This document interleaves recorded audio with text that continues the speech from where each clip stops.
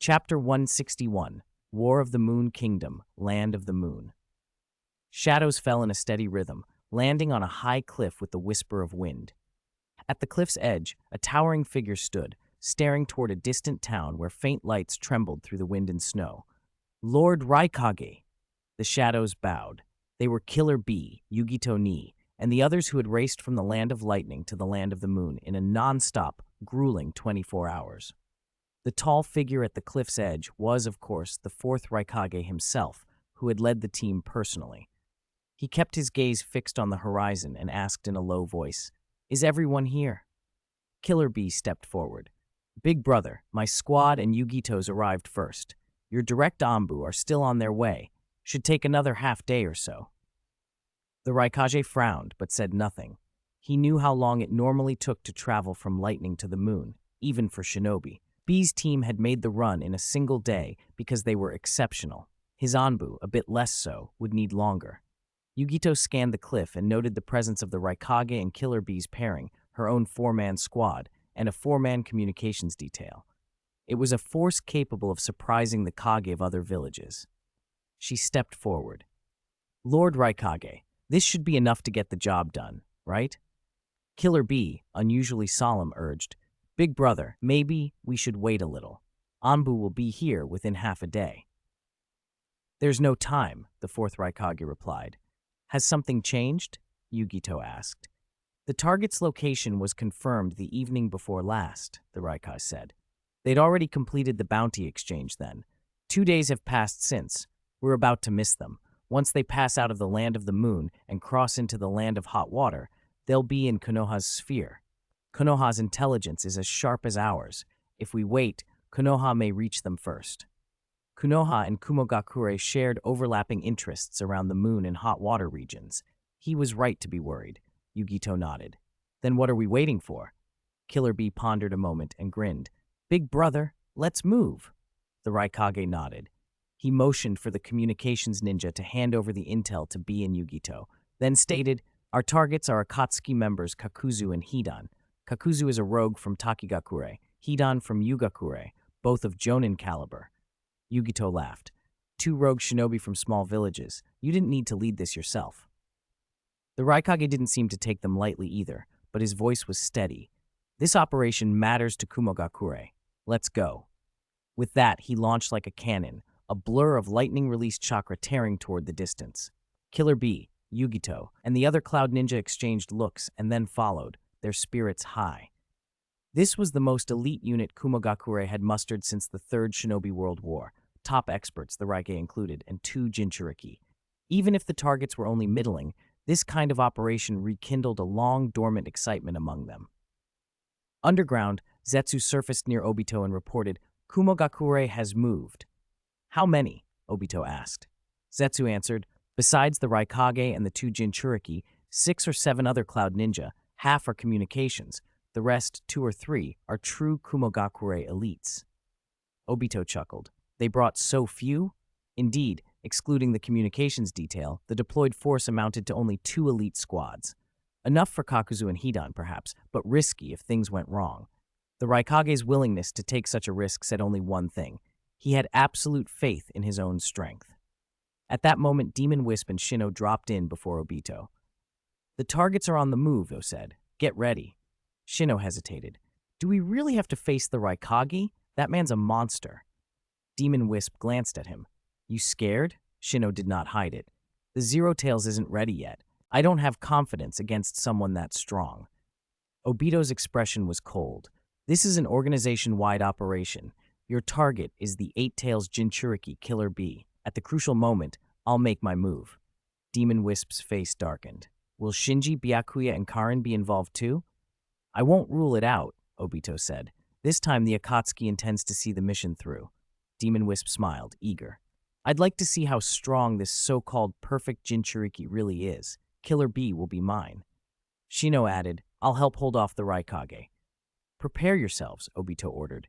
By the lakeside, in the Land of the Moon, Kakuzu and Hidan sat by a fire, idly talking.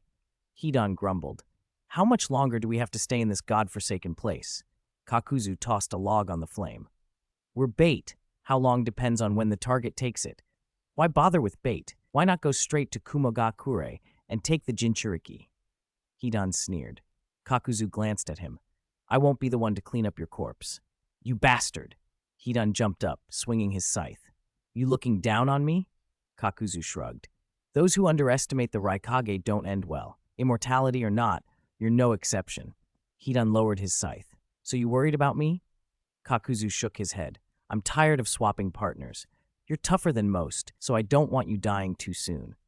Snow swirled and paper fragments drifted in, coalescing into Konan before them. The targets have taken the bait, she said coolly. Get ready. Hidan whooped, happy to be moving at last. Finally, I don't have to wait in this frozen hole anymore. Kakuzu looked at Konan. What's our mission? Konan's voice was flat.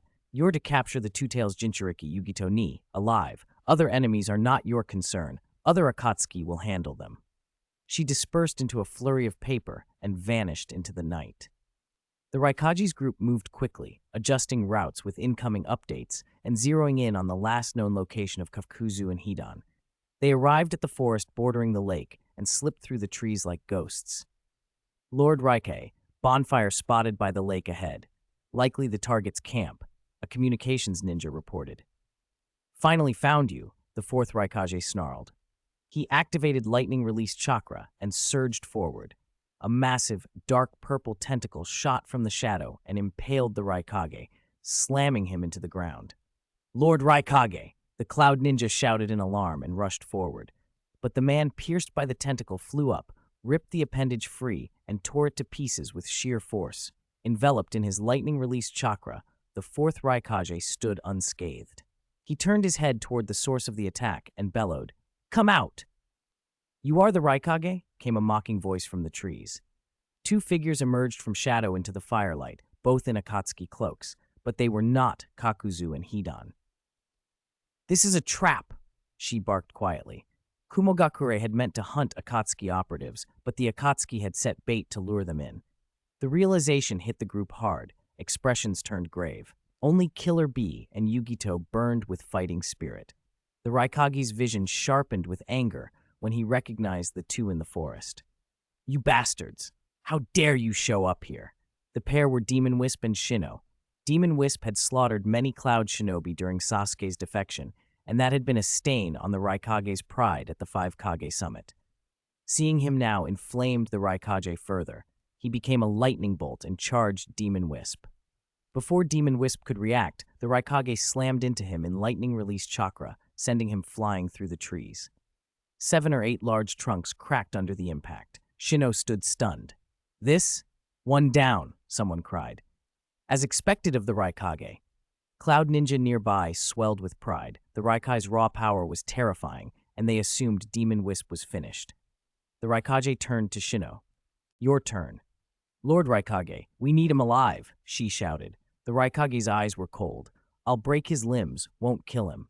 Shino flinched, sizably shaken. Then Demon Wisp's laughter drifted through the forest. Ah, this is all the Raikage can do? Heads snapped toward the sound. Demon Wisp, who had been hurled away, now stood on a shattered trunk, unharmed, laughing. The Raikage's face went red with fury, and he flashed off to pursue him. Demon Wisp only gave a cruel smile and fled deeper into the trees. Killer Bee, concerned for the Raikage, activated his body flicker and tore after them.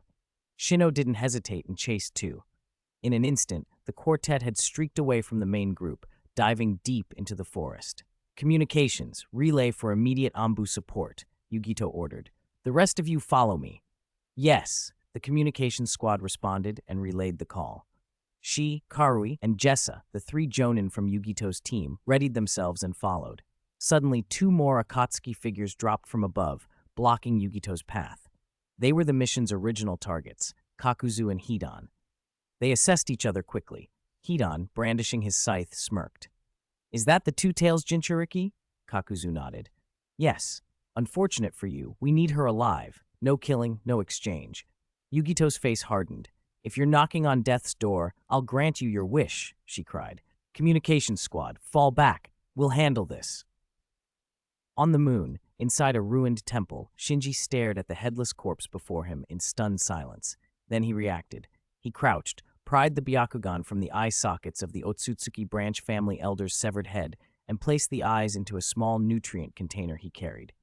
"My lord Eye," Neji began. "Don't say anything. Run!" Shinji snapped, not even glancing back at the giant Tensegan looming behind them, and bolted toward the temple entrance with Neji on his heels. As soon as he burst out of the temple, Shinji saw the sky swarming with Tensegan puppets, moving in tight formations toward him. "Damn it," he muttered, but he didn't stop.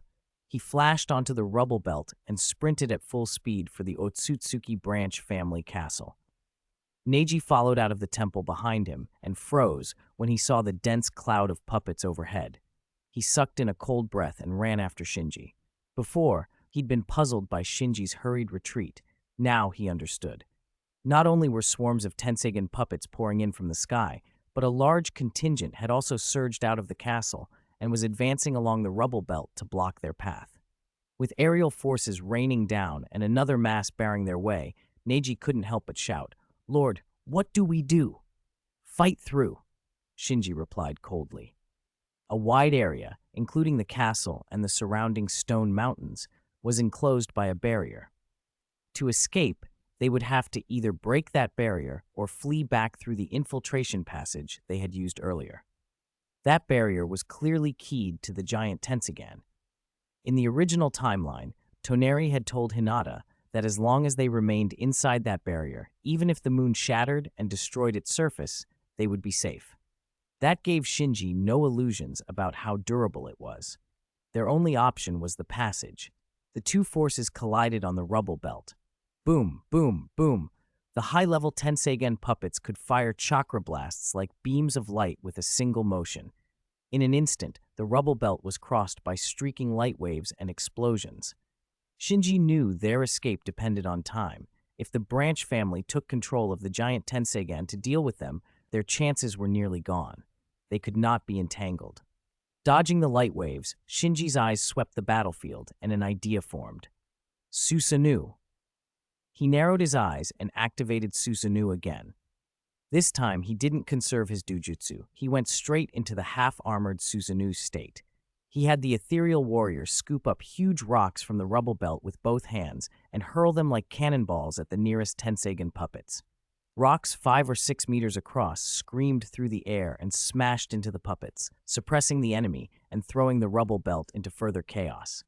Taking advantage of the confusion, Shinji flashed forward. Protected by Susanoo, he weathered several light beams and led Neji clear of the rubble belt. As they reached the castle's outer wall, Shinji kept scanning the defenses, even as he retreated. The sky puppets were massing, but they were still trying to penetrate into the castle.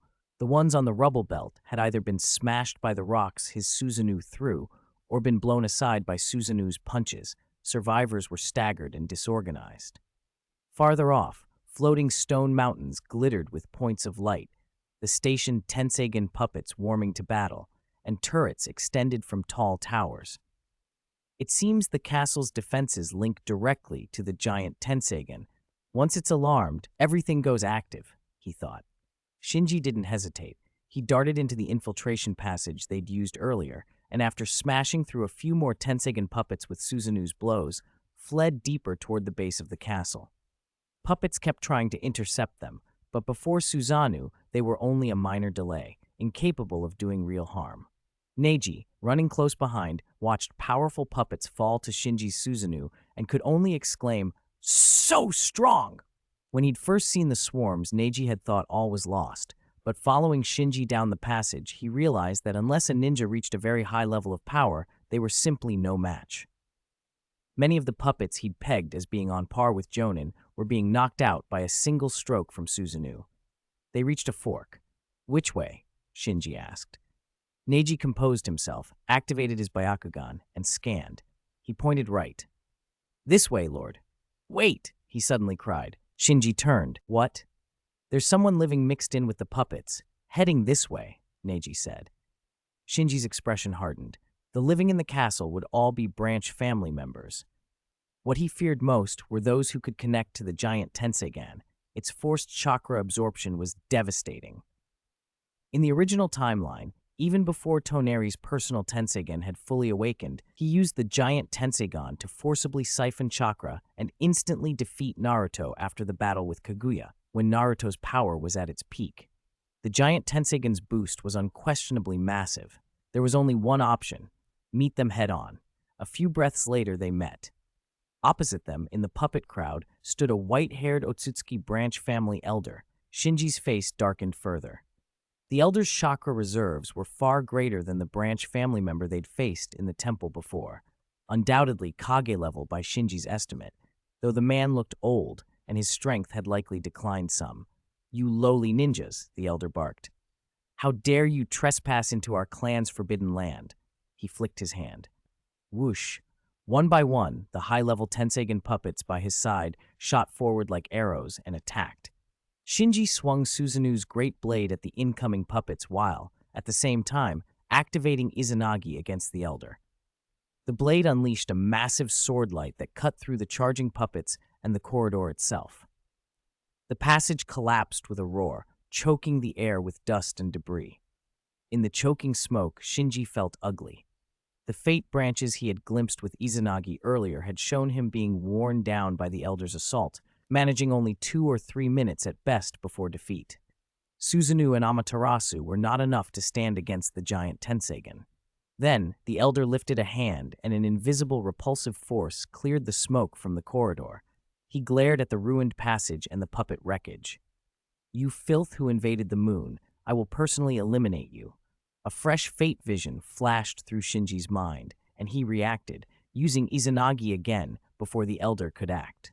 Since his eye techniques couldn't reliably counter the opponent, Shinji resolved to try competing physically with Gentle Fist to see if he could find a chance. He peered into the new Fate branch, but this time defeat came even faster. The elder might look ancient, but his Gentle Fist was highly refined, far beyond what Shinji could manage at 8 years old with only months of training. In under 15 seconds, Shinji was defeated in that branch. The elder lunged. Before Shinji could respond, a suction force suddenly yanked him into midair and pulled him toward the elder. "Shh!" Shinji spat. He slammed Suzanu's arms into the corridor walls and anchored himself, barely resisting the pull. The elder closed in, holding a gleaming, treasure-blue orb of light, and smashed it at Shinji's Susanoo. Whoosh! The orb absorbed the Susanoo that sheltered Shinji. "Damn it!" Shinji instantly flashed back and reactivated Susanoo. In the Fate branch, he had seen the Elder's move before. Hesitate, and you lose not only Susanoo, but all your chakra to the absorption. The orb in the Elder's hand had already turned golden, having drawn in the Susanoo. The Elder's eyes flickered with mild surprise at the strength of the chakra he'd absorbed, but his expression hardened.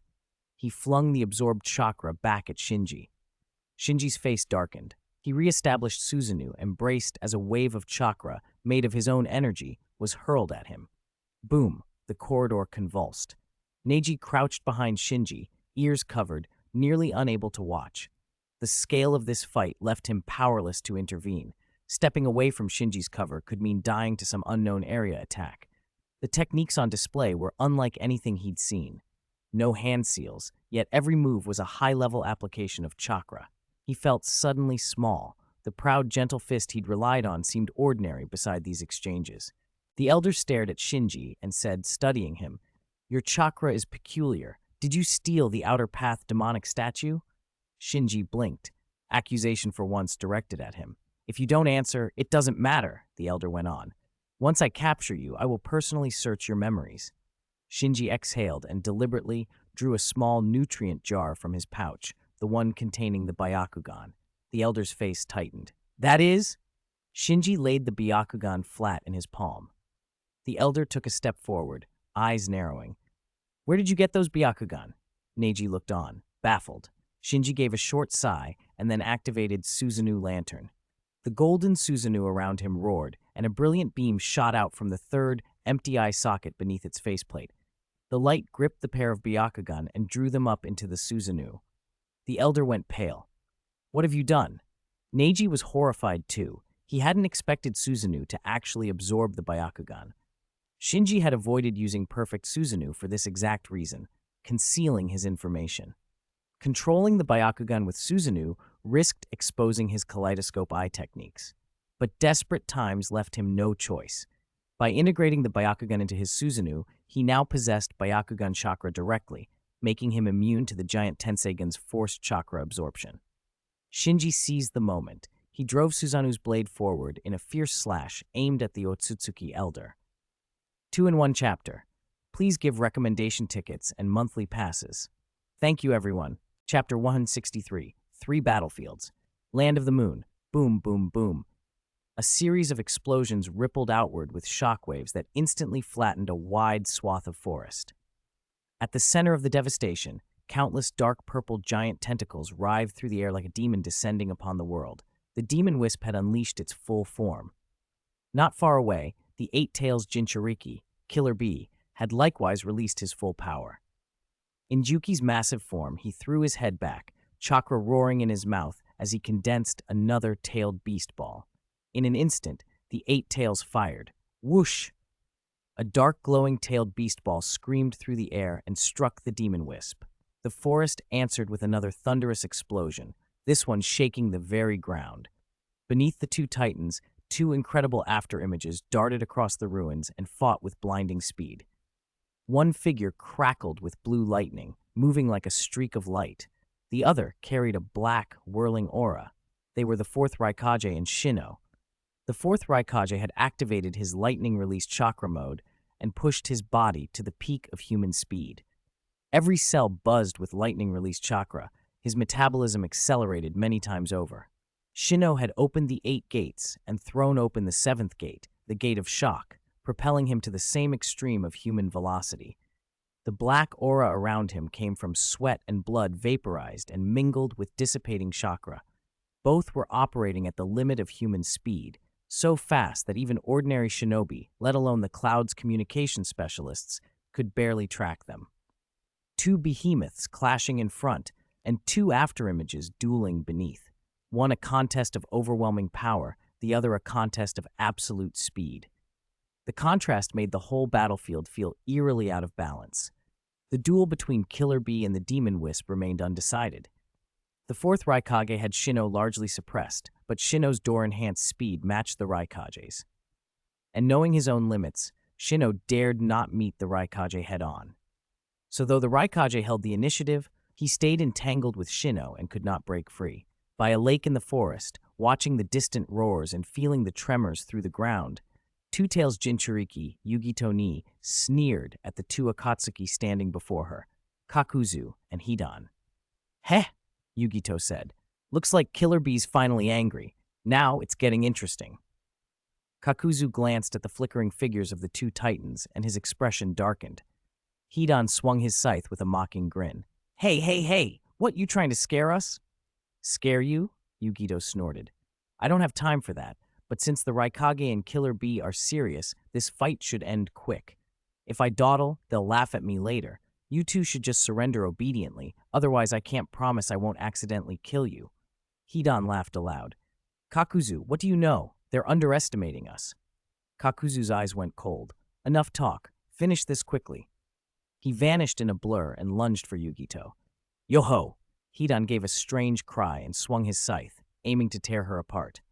"Hope you 2 aren't too fragile." Yugito grinned and slammed her hands into the ground. Skipping any partial cloak, she released the 2 tails' full power and transformed completely into her tailed beast form. Boom! In full tailed beast form, she expelled a massive fireball that roared toward Kakuzu and Hidan. Elsewhere, Yuhi, Karui, and Jessa, the 3 elite jonin from Yugito's squad, watched the sky redden as flame burst on the horizon. Their faces tightened. A full-tailed beast transformation was no small disturbance. Even a perfect Jinchuriki rarely revealed their full form unless pushed to the limit. Anxiety tightened their chests. "Humph, do you have time to worry about others?" Sasori sneered from inside his Hiroko puppet. His sudden appearance had cut Yugito's squad off and separated her from her comrades. After sensing the 2 distant battlefields, Yuhi's jaw tightened. Is this a trap? According to intelligence, only Kakuzu and Hidan were operating in the Land of the Moon. Yet now Sasori had appeared, and the Demon Wisp and Shino had lured the Raikage and Killer Bee away. That made 5 Akatsuki agents in the area, and more could be hiding. Any sensible shinobi could see a deliberate ambush. I hope the Raikage doesn't let his anger cloud his judgment, Yuhi thought. Normally, falling into a trap calls for a quick retreat and then a counterattack. But the Raikage and the Jinchuriki showed no sign of withdrawing. Yuhi trusted their strength, but an ominous premonition nagged at him. Let's take care of this one first, then link back up with Yugito, Karui said. Understood, Yuhi replied, and Jessa echoed them. Sasori snorted, then flicked Hiruko's retractable mechanical tail. The metal lash swept out. Yuhi, Karui, and Jessa leapt high to evade, but Hiruko opened its mouth. A hiss of wind preceded a barrage of glowing senbon. Watch out! Those are poisoned! Yuhi shouted, aware of Sasori's expertise with toxins. Jessa, caught in midair, slung a scroll and unleashed several giant shurikens sealed within. He used his magnet release to guide them, intercepting the poisoned senbon. Clang! Clang! Clang! The shuriken met the senbon with ringing strikes, easily blocking the volley as the three landed safely.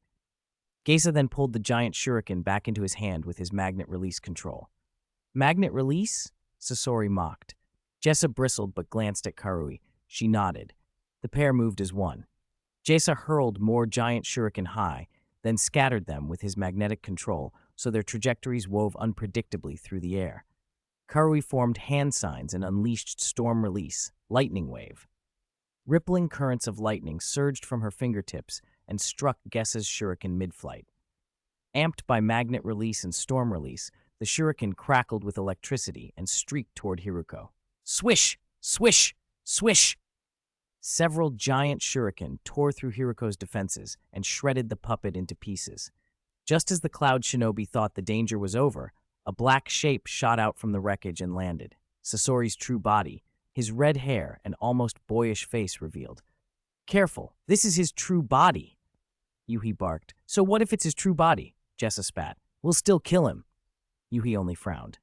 Intelligence listed Sasori as around 27, but the man before them looked like 18 or 19, and that mismatch felt wrong. Sasori studied Hiruko's scattered pieces, his face darkening. Normally, Hiruko's defenses would make it almost immune to ordinary weapons. Giant shuriken at most would only nick it. Jessa's shuriken had cut through because of the double amplification from magnet release and storm release. Kurui's storm release had increased both speed and armor-piercing capability. Storm release. Sasori tilted his head and smiled. My luck's holding up. I can take care of Hiruko on the way. He produced a scroll from his tool pouch and flicked it open.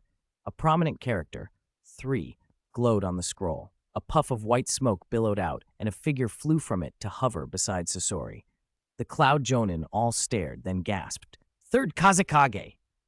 This is one of my prized collections, Sasori announced with a smile, turning to Gessa. Watch closely. This is magnet release. On a high cliff far off, Conan stood at the edge, quietly watching the 3 battlefields. Deidara hovered beside her, peering down with interest. If we didn't need them alive, Deidara muttered, my C4 could take care of them all, They must be captured alive, Conan replied. Dead Jinchuriki are worthless to us. Deidara pouted. These Kumogakure people are a hassle. I heard Iwagakure mobilized tens of thousands to surround and annihilate the third Raikage. Conan fell silent. The situation had indeed exceeded expectations. She'd planned to trap and quickly capture the 2 Jinchuriki with careful preparation, but the fighting had dragged into a stalemate. The 4th Raikage and Killer Bee were far stronger than she'd anticipated. The Demon Wisp didn't fear Killer Bee, but Shino couldn't hold the Raikage forever. Once the Raikage broke free, the Demon Wisp might not withstand a joint assault by the Raikage and the Eight Tails. Why hasn't he moved yet? Conan wondered, beginning to suspect Obito's intentions. Obito could call on stronger Mangekyo Sharingan users, yet had only sent the Demon Wisp and Shino, an odd choice that hinted at something deliberate. Up in the canopy of a towering tree, Obito stood with his arms crossed, watching the distant fighting. Zetsu extended half his body from the trunk. With the 4th Raikage there, the Demon Wisp and Shino probably can't take out the Eight Tails, Zetsu observed. Obito's face tightened. This battle affects the 10 Tails revival. Why did Nagato send so few people here? Zetsu agreed. Even if he doesn't want to come himself, he should have sent his Mangekyo Sharingan operatives. With them, dealing with the Kumo forces would be much easier. Obito glanced toward the other two battle zones. Forget it. Once they finish with the Two-Tails Jinchuriki, they should come help. Who knows how long the Demon Wisp and Shino can hold, Zetsu replied. Obito didn't care about their lives. He looked to the plain beyond the forest. Is Itachi in position? Don't worry, Itachi and Biwa Juzo are already in place, Zetsu answered after a pause. Kumagakure's reinforcements won't arrive before dawn.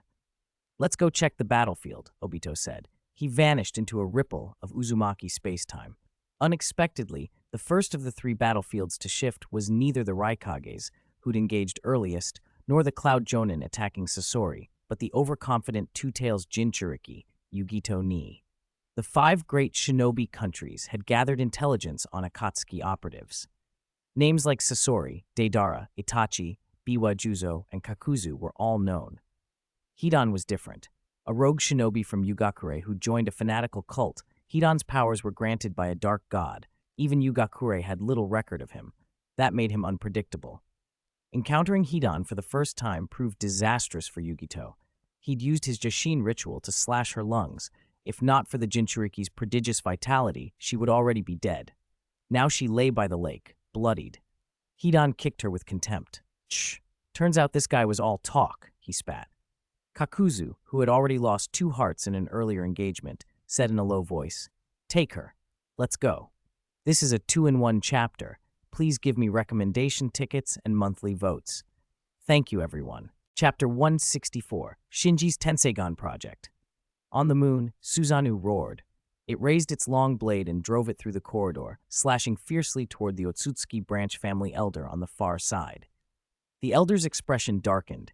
A hint of solemnity appeared in his furious eyes. He dodged with a whoosh, not attempting to directly counter Shinji's Susanoo with the Tenseigan orb in his hand as he had the last time. Rumble. Though the elder dodged, Shinji's Susanoo still cut the corridor to pieces. Bricks and tiles lay smashed everywhere. Pressing his advantage, Shinji activated Susanoo again and launched several more consecutive slashes, intent on tearing the Otsutsuki branch family castle apart. The elder activated his Byakugan, his first time doing so, showing he was taking the situation seriously. Boom, boom, boom. No architecture could withstand Susanoo's onslaught. After a few strikes, huge sections of the corridor collapsed. Dust billowed and the roars of destruction echoed. Shinji's expression changed. He quickly used Susanoo to grab the disoriented Neji, leaped, and used Susanoo to smash through the ruins and speed toward the passage he had come from. Any Tenseigan puppets sent to block them were shredded by Susanoo as they rushed along. In a short time, Shinji reached the end of the corridor. The barrier's entrance was in sight. If he could pass through it, they would escape the Otsutsuki branch family castle. Just as they neared the barrier, a tremendous suction yanked Susanoo and Shinji upward. Suspended in midair, Shinji looked back in surprise and saw the elder, who had retreated earlier, reappear. Trouble, Shinji thought, then spread Susanoo's arms to grip the corridor walls. After tearing down a long section, he finally countered the suction. You commit such a crime and still wish to escape? The Otsutsuki branch family elder said coldly. Shinji glanced at the nearby entrance. Do you really want to force me to stay and make me slaughter your entire clan? He said. Arrogant. The elder bristled. In his eyes, all ninja of Earth were degenerate, impure. They needed purification by the giant Tenseigan. Shinji's words were an insult. Shinji stopped taunting. Since the elder insisted on blocking him, he would fight his way out. Susanoo drew its long blade again. In a brilliant gold, it swung and struck at the elder. This time the elder did not simply dodge. He used body flicker to slip beneath Susanoo and slammed the Tenseigan orb in his hand against Susanoo's outer armor. Boom! The explosion hurled both combatants back. Shinji was dazed. He was thrown more than 10 meters, blood and chakra surging through him as if hit by a dump truck. The place where Susanoo had been struck lost armor entirely, leaving a broken layer of bone. He gritted his teeth and, using his dujutsu, calmly repaired the damaged area. The elder was also thrown back over 10 meters, disheveled and bewildered. He had not expected such a result. Using the giant Tenseigan's power, he should have dominated the clash, yet he was tossed back.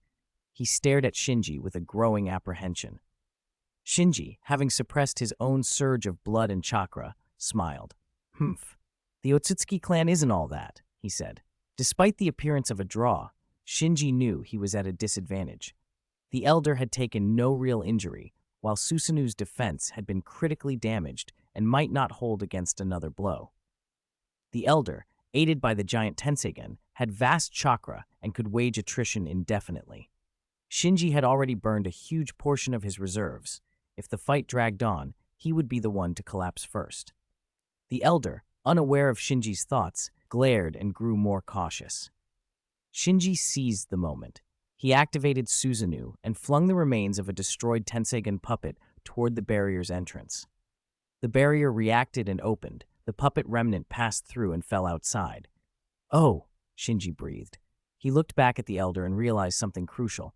Though the elder could borrow the giant Tenseigen's power, he did not actually possess a Tenseigen himself. He controlled it indirectly through bloodline and jutsu. That meant he could not rewrite barrier rules on the fly the way a true Tenseigen holder might. Shinji's eyes narrowed with understanding. The elder saw through Shinji's maneuver and lunged, shouting, "Don't even think about escaping." Shinji's gaze hardened. Amaterasu. Black flames erupted on the elder's body. He stumbled and fell, burned. Amaterasu's power, though rarely lethal, was devastating. Skin and flesh were torn. Taking advantage, Shinji seized the unconscious Neji, grabbed the remains of another puppet, and dashed through the barrier. The elder tried to absorb the Amaterasu with the giant Tenseigen, but failed. He used the Tenseigen's repulsive force to fling the black flames off himself, then, ignoring his injuries, flung himself through the barrier in pursuit. Shinji rushed into the open lunar sky, but did not lower his guard. He looked back. The elder and a dense swarm of Tenseigen puppets were in pursuit. The danger was far from over. A single mistake would mean death. The illusionary passage to Earth was at least a day's journey away by ordinary means. If he didn't fly, escape was impossible. Shinji activated his Dujutsu and unleashed Perfect Susanoo. The half-body form expanded under the infusing power of his eternal Mangekyo Sharingan. A lower body manifested and wings sprouted from Susanoo's back. Shinji himself appeared at Susanoo's forehead, no longer enclosed inside its body. It was his first time manifesting Perfect Susanoo, but there was no time to dwell. He urged it to fly toward the illusionary passage. The elder's face went pale at the sight. Murderous intent returned. He must not be allowed to leave the moon alive. He summoned a flying puppet, leapt onto its back, and ordered a swarm of Tenseigen puppets to relentlessly pursue Shinji. The chase was fierce. Both sides flew fast, crossing the forest, flying over the ruined village, and arriving at the illusionary passage by the lake. The elder cursed under his breath. Damn it, he infiltrated the moon through that illusionary passage. That illusionary passage was the only link between the moon and Earth. Only the Otsutsuki clan on the moon knew its exact location. Their distant Hyuga relatives on Earth only had a jutsu to contact the moon, not its coordinates. The Otsutsuki had woven genjutsu traps within the passage and stationed a giant crab at the entrance. Even if someone stumbled into the passage and somehow bypassed the genjutsu, the crab would kill them. For millennia, no one from Earth had infiltrated the moon through that passage. The Otsutsuki had grown complacent. Shinji looked back and, seeing the elder still in pursuit, pouted. "This is endless," he muttered. They were at a standstill. Perfect Susanoo greatly increased Shinji's strength, but the elder's Tenseigen repulsion kept him at bay. Shinji could not close in. The elder, having tasted defeat, now had a countermeasure for Amaterasu. Conversely, with a pair of Byakugan under his control, Shinji was no longer vulnerable to the elder's chakra extraction with the giant Tenseigen. And the elder's other techniques would find it difficult to punch through Susanoo's defense before Shinji's Dujutsu chakra ran out. Both sides were locked in attrition. Shinji briefly considered activating Izanagi to try and kill the elder outright. He glimpsed divergent fates and saw himself defeated. If he turned to fight, the elder would summon a giant Hamura stone statue to block Perfect Susanoo. At 8 years old, Shinji could not endure that kind of prolonged, draining warfare. Karin, Haku, and others were out of range of Jibi and Magatsu, so he couldn't siphon chakra for emergencies. In a stalemate, he would inevitably lose. Time, however, was on his side. He was improving, while the elder was old and frail. Exchanging lives then and there was not worth it. Another thought struck him.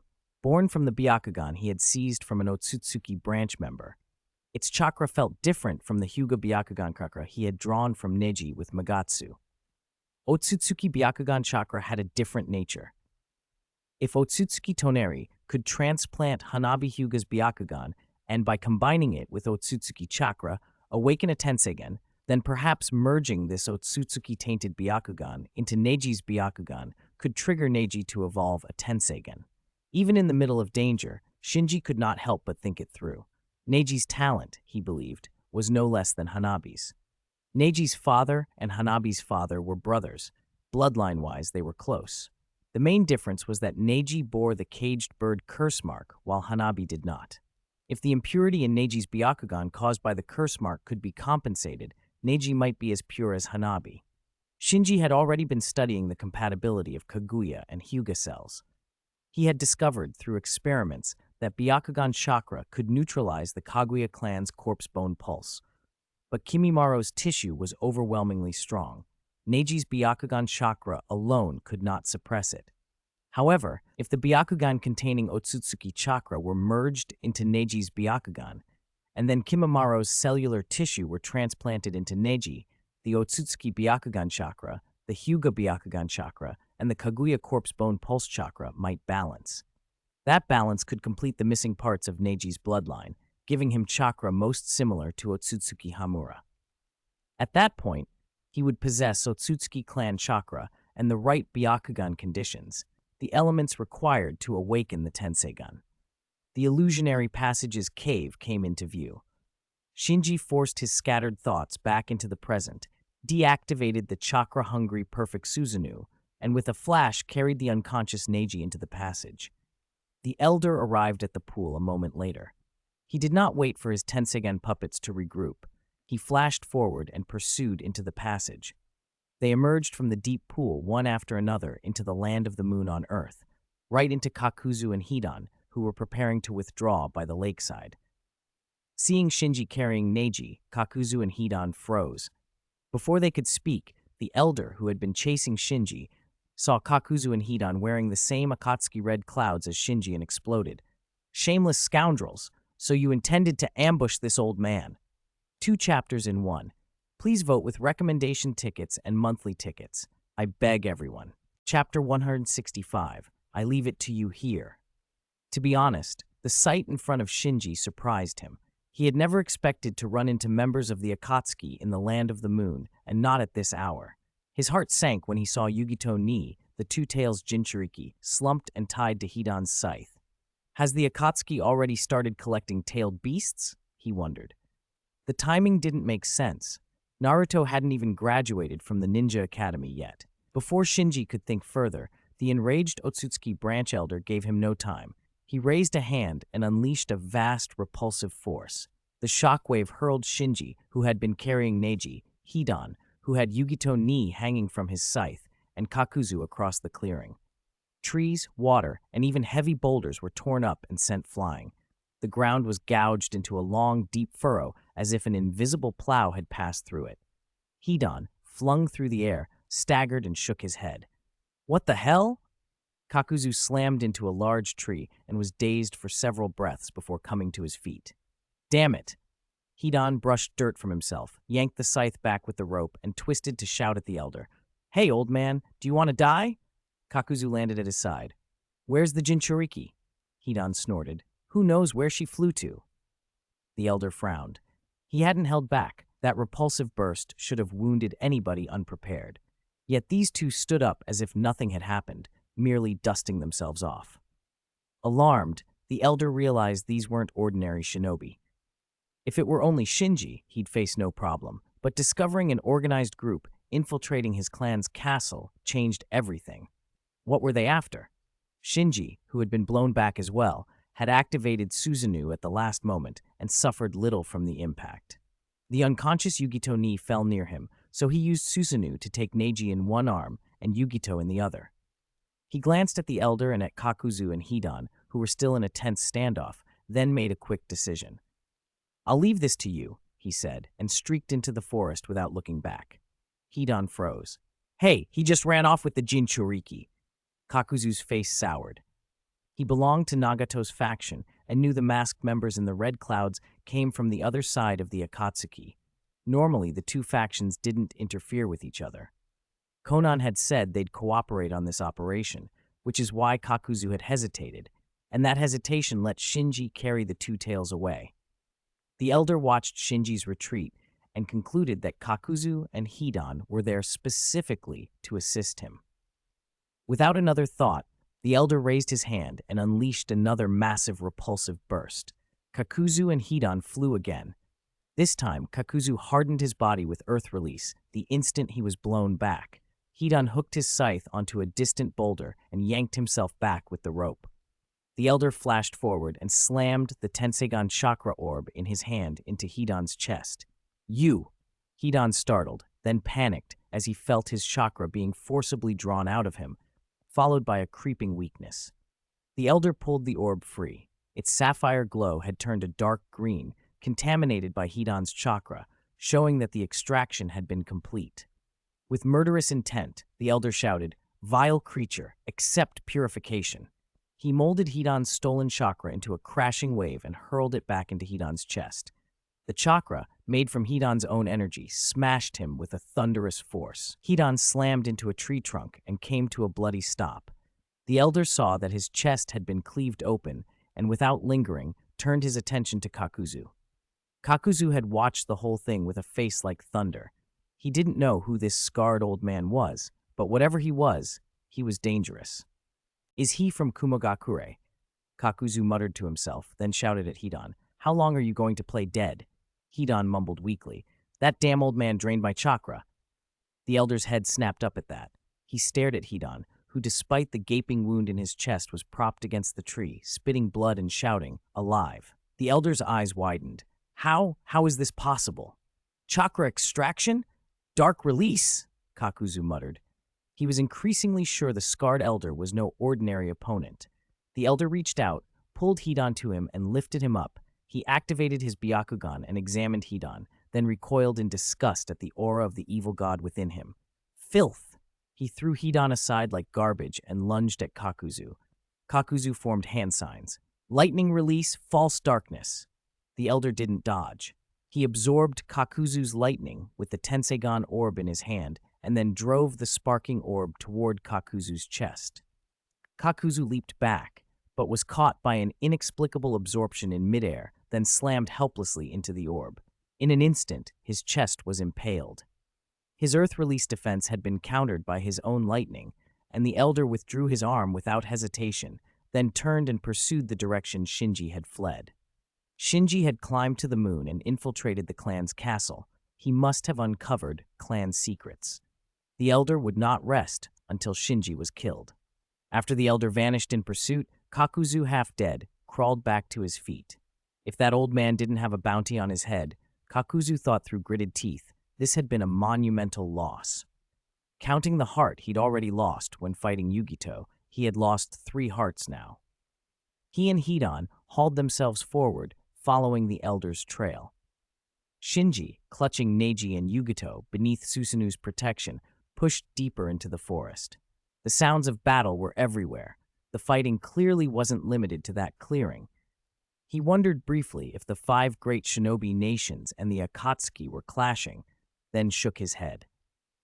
From what he'd learned through Shion, the 5 nations were focused on gathering intelligence on the Akatsuki, not full-scale war. How had a major battle erupted so quickly, and why was the Two Tails taken alive? Shinji dispelled Susanu, vaulted onto the crown of a large tree, and surveyed the chaos. In the distance, he saw the titanic struggle of the 8 Tails against the Demon Wisp and streaks of startling blue lightning across the battlefield. Killer Bee and the 4th Raikage. It wasn't the 5 nations against Akatsuki, it was Kumogakure challenging the Akatsuki by itself. Kumogakure had gone all out. Akage and 2 Jinchuriki were involved. He didn't have time to probe deeper. Shinji dropped from the tree, moving away from the main battle, but soon crossed another battlefield that looked like it had already ended. 2 fallen cloud shinobi lay among the wreckage. He only glanced and passed, until one of the downed shinobi made a rasping noise. Shinji looked back to see the man, whom he'd assumed dead, still breathing. glaring at him with eyes full of refusal. Shinji met his gaze for a beat, looked away, and walked on. Watching Shinji flee with Yugito, she, one of Yugito's squad members, burned with grief and indignation. The enemy hadn't finished him off, and in Shi's wounded mind, that meant Shinji had no interest in killing him. In the ninja world, even enemy bodies were brought back for study. In Shi's eyes, Shinji's refusal to kill could only be interpreted as contempt. Of the four in his squad, Captain Yugito and Karui had been taken by Akatsuki, Gessa had died in the fight, and Shi himself was crippled. He felt utterly defeated. On the battlefield of Killer Bee and the Demon Wisp, the Eight Tails in full transformation was devastating, but Demon Wisp's Shrine Maiden made it effectively immortal. No matter how many tailed beast balls were hurled, Demon Wisp could reconstitute itself and keep fighting. As the battle dragged on, Killer Bee realized his own body was being corroded by Demon Wisp's chakra, so far minor, but a worrying trend. "We can't keep this up," Juki warned. "This creature needs a sealing technique." "Then we wait for the sealing squad," Killer Bee replied. Both Killer Bee and the fourth Raikage were top offensive fighters, but sealing techniques weren't their specialty. Killer Bee could use Lariat, a powerful sealing jutsu, but it targeted humanoid forms and wasn't easy to apply to a thing as massive as Demon Wisp. "Two Tails Matatabi's chakra is gone," Juki reminded him. "We're at a disadvantage. We should retreat." Killer Bee agreed. He forced Demon Wisp back, dispelled his tailed beast form, and flashed to the Raikage's side. "Big brother, let's fall back!" The Raikage, still furious from being entangled by Shino, bristled. But when Killer Bee spoke of Yugito, the Raikage's anger cooled. If they lost a Kage and two Jinchuriki simultaneously, Kumogakure's strength would collapse. Glancing at Shino, who was wearing down, the Raikage suppressed his fury.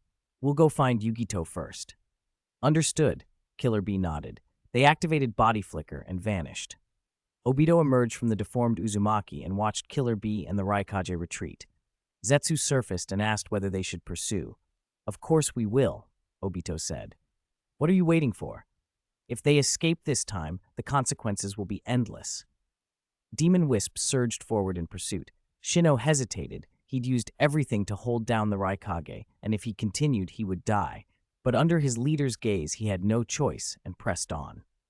In moments, Killer Bee and the Raikage reached the small battlefield where she and the others had fought Sasori and found the injured Shinobi.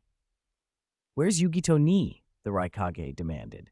She pointed weakly toward the path Shinji had taken. "Lady Yugito, she was abducted by someone from the Akatsuki." A whooshing sound cut through the air as the Otsutsuki branch elder, still tracking Shinji, dropped onto that battlefield. Chapter 166, The Evaporated Lake. The fourth Raikage and Killer Bee turned their heads at the same time, staring toward the Otsutsuki branch family elder who had suddenly stepped out of the trees. Seeing the man bristling with killing intent and marked by battle scars, their chests tightened. They already knew this operation was a trap set by the Akatsuki. Anyone appearing here was either a Kumogakure shinobi or someone the Akatsuki had ambushed. Exchanging a quick look, they split and charged from opposite directions at the elder in the clearing. "Lightning Plow Hot Knife!" Whoosh! In lightning release chakra mode, the fourth Raikage moved like a streak of blue lightning. Killer Bee, cloaked in his tailed beast chakra, was as swift and explosive as a firework. In an instant, both were in front of the elder, swinging their arms in unison. The attack, Lightning Release Lariat, used extreme speed and overwhelming strength to try to snap a target's head with a single coordinated strike. It had served them well in countless battles. Just as their hands were about to land, the Otsutsuki branch family elder, drawing on the Giant Tenseigan's power, unleashed a repulsive force. Boom! The fourth Raikage and Killer Bee were torn apart and knocked back. The elder's face darkened, his eyes burning with wary fury. If he hadn't been fighting Shinji and thus kept himself utterly alert, he would have nearly lost his head to their lariat.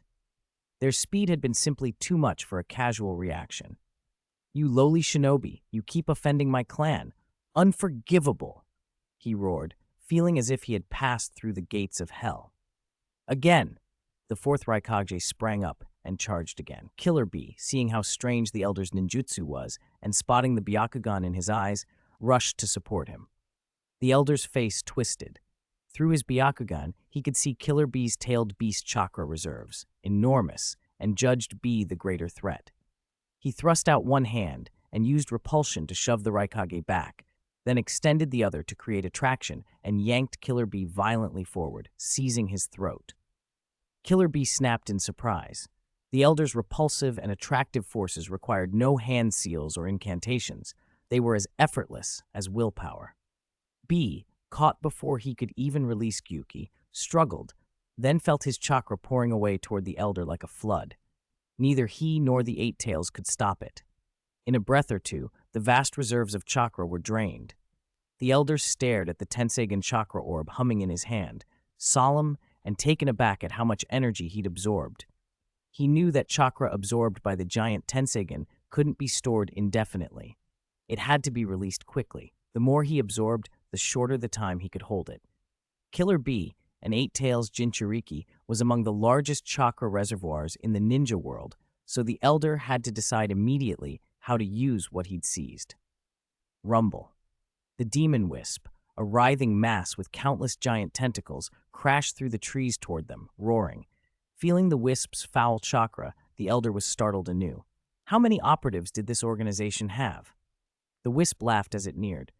Ha ha ha! Did you think you could escape? The "you" clearly meant Killer Bee, who had broken off a fight, but the words seemed aimed at the Elder. He roared in indignation, then without hesitation unleashed all the chakra stolen from Killer Bee in a single blast. Whoosh! Boom, boom, boom! The attack, fueled by an entire Jinchuriki's reserves, was far stronger than a normal tailed beast bomb. A blinding wave of light washed over the wisp and vaporized it instantly. The shockwave did not stop. It flattened a large swath of forest and slammed into a distant lake with an ear-splitting explosion and a tremor that ran through the ground. Obito, who had been watching calmly, froze as a towering curtain of water rose in the distance. Zetsu beside him was stunned as well. "What happened over there?" he murmured. On a nearby high cliff, Konan's indifferent face had suddenly become animated. From her vantage, she had seen the flash, a brilliant wave that obliterated the demon wisp, then erased the forest as if an eraser had passed over a map. The wave slammed into the lake and hurled its waters into the sky. The entire lake was left hollowed, a concave bed where water had been. Water roared and poured down in a sudden, violent rain. Fish and small creatures reigned with it. From a distance, Shinji watched the downpour with equal surprise. Deidara beside him exclaimed, "This kind of explosion is art. Who did it, Shinji cut him off, already intent on withdrawing. He had run into Deidara, who patrolled from the sky. Had Shinji encountered other Akatsuki members, he, carrying the Two Tails Jinchuriki Yugito ni, might have been trapped in a fight. Fortunately, Deidara still believed Shinji to be Akatsuki Inner Circle leadership. He landed voluntarily. Deidara quickly sculpted a clay bird for him. Explode! Boom! In a cloud of smoke, a long white bird burst into being, its wingspan 7 or 8 meters. Shinji leapt onto its back with the unconscious Yugito ni and Neji under his arms and told Deidara, "Make sure nobody knows you saw me." Got it! Deidara waved, but his attention already drifted back to the battlefield. For him, joining Akatsuki was a chance to pursue his art, and if art was on hand, little else mattered. Shinji told the bird to fly toward the land of fire and left. Back at the field, after releasing all the chakra he'd stolen, the Otsutsuki branch family elder scanned his surroundings with the Byakugan. Many figures were approaching. Their chakra signatures were significant. The situation was unfavorable. He suppressed his killing intent, sighed, and withdrew. Once the elder left, the fourth Raikai flashed to where Killer Bee lay. Bee was unconscious. The Raikage's shock was plain. He had never expected that the elder could so easily overcome Killer Bee. A new, terrible sense of crisis struck him. With the Eight Tails Jinchuriki down and the Two Tails unaccounted for, Kumogakure could not afford another disaster. His duty as village leader snapped him back to reality. Fighting further into this ambush would only draw more enemies. Reluctantly, he gave up pursuit of Yugito ni. He hoisted Killer Bee onto his shoulder and carried the badly wounded C, preparing to withdraw. C, sensing through his own abilities despite his injuries, trembled and pointed. "Lord Raikage, that direction should be clear." The Raikage, unwilling but resolute, vanished with Killer Bee and C. Their exit was decisive. When Obito, Zetsu, and Shino arrived moments later, only the corpse of Geisa, a Kumogakure magnet-release ninja, remained. Sasori descended from the sky and returned to the field. He had earlier defeated C, Karui, and Jessa, one severely injured, one taken, one dead. Returning, he found a new scene unfolding. Deidara landed his clay bird and asked, "What happened just now?" Obito ignored Deidara and crouched to inspect the battlefield. The signs were clear. The Raikage and the Eight Tails had fought someone here. Kakuzu and Hidan, the other Akatsuki pair involved in the ambush, arrived, and then Konan drifted in, her paper fluttering in the rain. In short order, all the Akatsuki who had taken part in the operation gathered at the site. Konan looked to Obito. "What happened here?" Obito met her stare. "That's your department. Who did you plant here to intercept the Eight Tails Jinchuriki?" Konan glanced at Sasori and Deidara. Both shook their heads. Her gaze swept to Kakuzu and Hidan. All eyes lingered on the bloody hole in Hidan's chest. Hidan muttered weakly, "Must have been that damned old man." "Old man?" Konan frowned. Kakuzu dumped Hidan to the ground and recounted the encounter with Shinji and the Otsutsuki branch family elder, how Shinji had taken the Two Tails Jinchuriki and how they had battled the elder.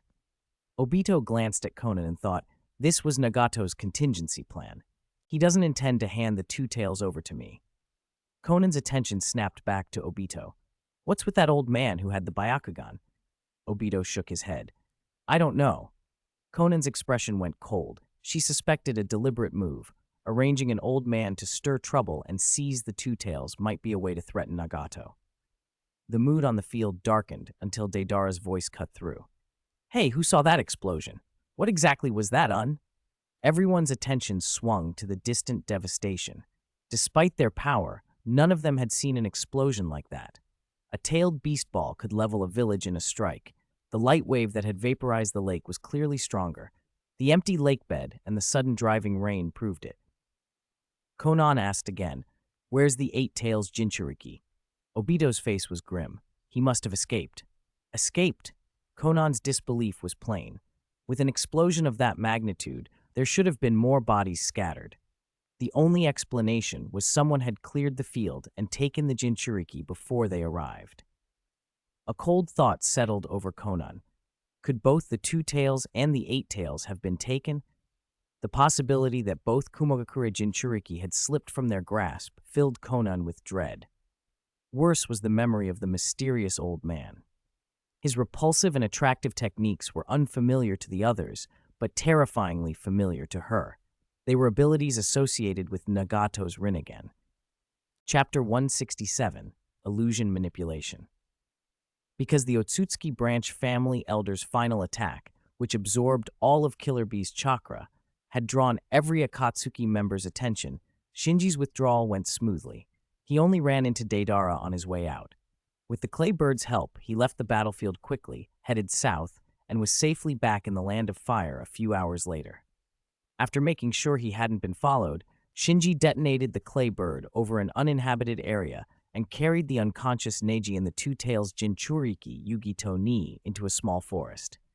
He checked Neji first.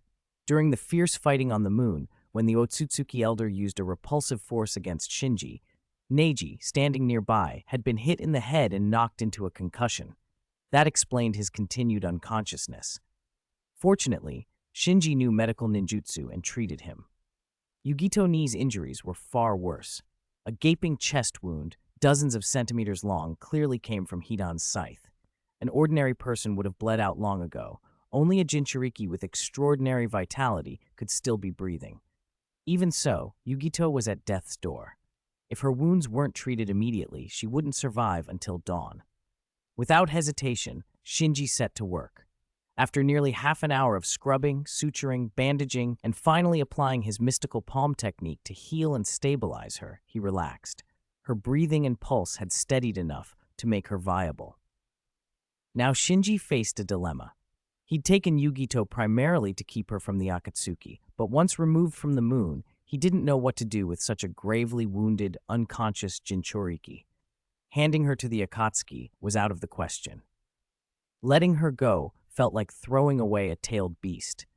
Yugito was a perfect Jinchuriki, able to communicate with the two tails and containing it within her. What troubled him more was that Kakuzu and Hidan had watched him carry Yugito off without intervening. The Akatsuki clearly hadn't yet identified him and were uncertain of his identity. If he released Yugito now, they would surely brand him an enemy, and clashes would be inevitable. How to deal with the Jinchuriki? Then Shinji remembered how Obito had used Genjutsu to control the fourth Mizukage in the original timeline.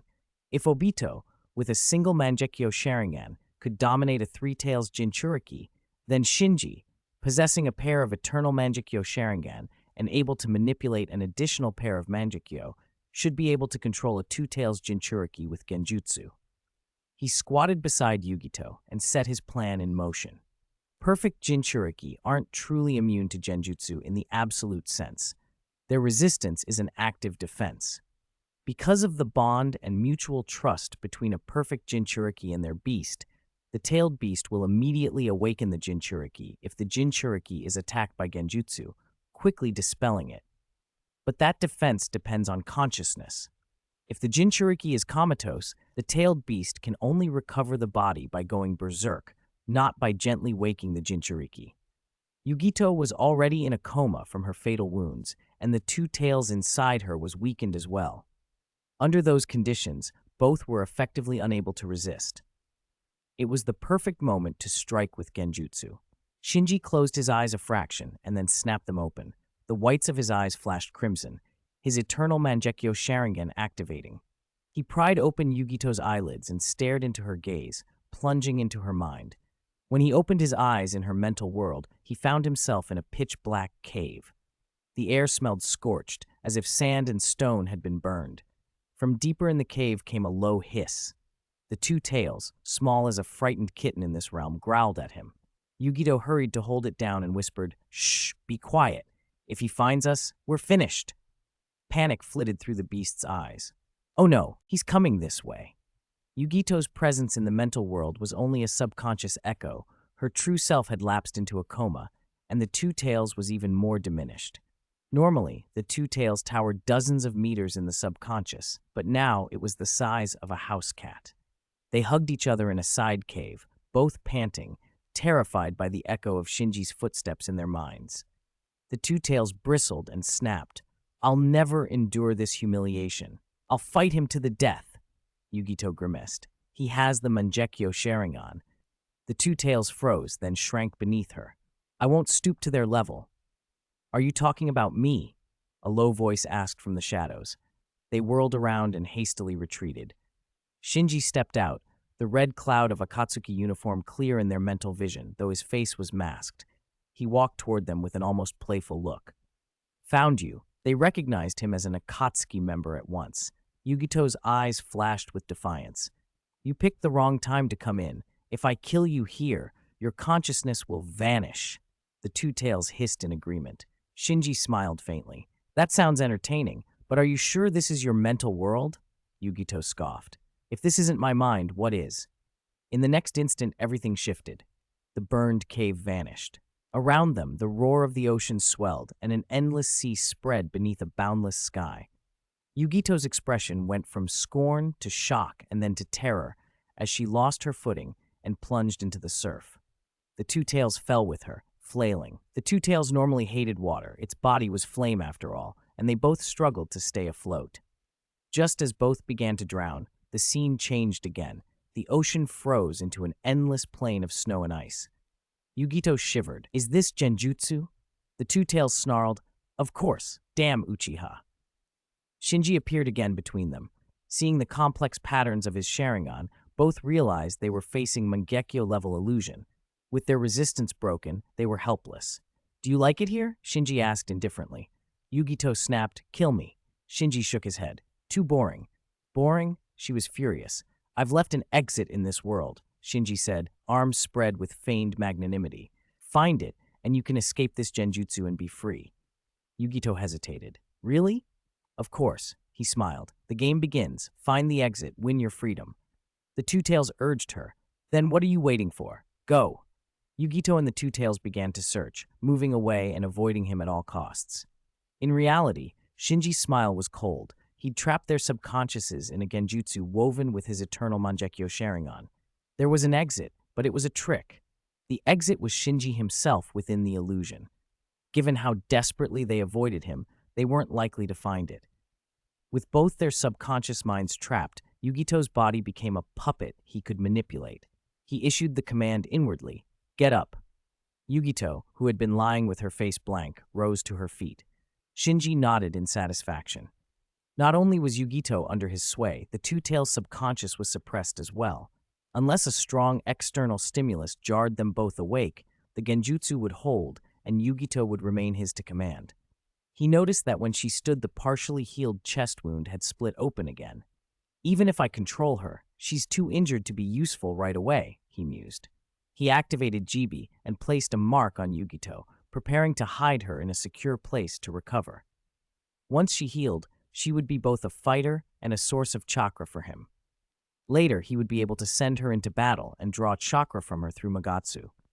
Deciding this, he formed hand signs and created a shadow clone to carry Yugito away. Then he turned his attention to the other unconscious body and woke Neji. Neji sat up, holding his head. Ugh, he blinked, disoriented. How do you feel?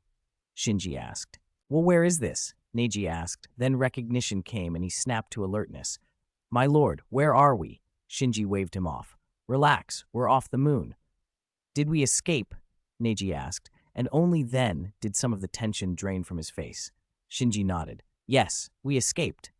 Neji took a breath and asked, What do you remember? Neji thought back. I remember you bringing me to the passage entrance. When we tried to leave, that Otsutsuki branch family intercepted us. Shinji inclined his head.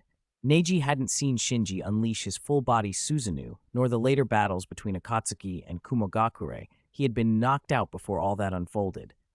How did you manage to get away? Neji asked. Shinji smiled slightly. I had my ways. Neji looked suddenly self-reproachful. I was a burden to you. Shinji shook his head. Not at all. If you hadn't acted and struck down that branch elder in the temple, we might not have escaped. Neji didn't claim the praise. He still felt stunned by his own sudden decisiveness. He realized later that, besides the emergency, his ancestor Otsutsuki Hamura's charge had influenced him. He had, in his mind, equated the branch elder with murderers who destroyed their clan, and that conviction had made him strike hard. Shinji put a hand on Neji's shoulder. We gained a lot this time. I have a plan. Go back to Konoha and stay there. I'll come find you after I've sorted things out.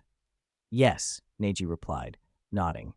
After the ordeal, his trust in Shinji had deepened. From Neji's perspective, Shinji had been working tirelessly for the safety of the ninja world. Chapter 168. I wish you all a happy new year. Wishing everyone a peaceful and healthy year of the rabbit. May you prosper and have great luck. Finally, I'm asking for a few recommendation tickets and monthly tickets. Oh. Chapter 169. Akatsuki's Goal. Shinji mentally reviewed the whole situation and then told Neji, when we evacuated from the moon, we ran into a battle between Kumogakure and the Akatsuki. Some of them saw the two of us together. You need to think about how you'll handle that when you return. Neji, who hadn't known about this, looked surprised. What? Kumogakure fought the Akatsuki? Where? On the land of the moon? Shinji nodded and summarized the events. During the operation, the only people who had actually seen him with Neji were the Otsutsuki branch family elder, Kakuzu and Hidan, the so-called immortal duo, a severely injured cloud shinobi codenamed C, and Deidara, whom they met at the very end. The Otsutsuki branch family elder, as a branch family member who had misread Hamura Otsutsuki's will, already hated all shinobi on Earth, so he was unlikely to cooperate with the 5 great shinobi countries. At most, he might query the Hyuga about it. But Neji had also infiltrated the Otsutsuki branch's castle, so it was uncertain whether the Moon branch would still trust the Hyuga. Deidara still believed himself to be an inner circle Akatsuki member, so he was also unlikely to leak anything. That left only Kakuzu, Hidan, and the Cloud Shinobi C as real risks, if, of course, they were still alive. Neji thought this through and said, Lord, when I get back to the village, I want to take the initiative and report it. Shinji looked at him and waited for him to explain. Those traitors in your... Neji hesitated over the word organization, but continued. And the Cloud Shinobi saw me with you. Keeping quiet won't help anymore. He organized his thoughts, then added, "So I want to report that I encountered you." Shinji asked, "How will you report it?" Neji opened up. "I'll say I ran into you while training outside. I was captured, and during that time, I saw a fierce battle between the Akatsuki and Kumogakure. In the end, because you realized I was a branch family Hyuga with no value, you released me." Shinji grinned. "And about the moon?" Neji shook his head. "Don't worry, I won't say a single word about the moon to anyone. After I return, I'll find a chance to return the scroll I stole from the main family's mansion so they don't notice it's missing and suspect me." "Very good," Shinji nodded. Neji's explanation should be enough to handle any village investigation. It wasn't flawless, but Neji was only 8 and a branch family member marked by the caged bird curse seal. The main family already held his life in their hands. It would be hard for anyone to link the Akatsuki's goals to a Chugakusei like him. Besides, when Kakuzu, Hidan, and C saw Shinji, Neji had been unconscious, which fit Neji's account. After confirming Neji's plan, Shinji let him go. The moment Neji left, Shinji vanished, changed course, and raced back toward the village. He hadn't requested a pass while he was out. He had left a shadow clone behind and slipped away himself. He needed to return quickly before the clone in the village couldn't hold his place. Swish, swish, swish. The sounds of landing filled the battlefield where the Akatsuki and Kumogakure had clashed. Figures touched down, all wearing Kumogakure headbands, and from their attire, they were clearly not ordinary cloud shinobi. The fourth Raikage landed at the center and roared, "Search carefully. Don't miss a single clue."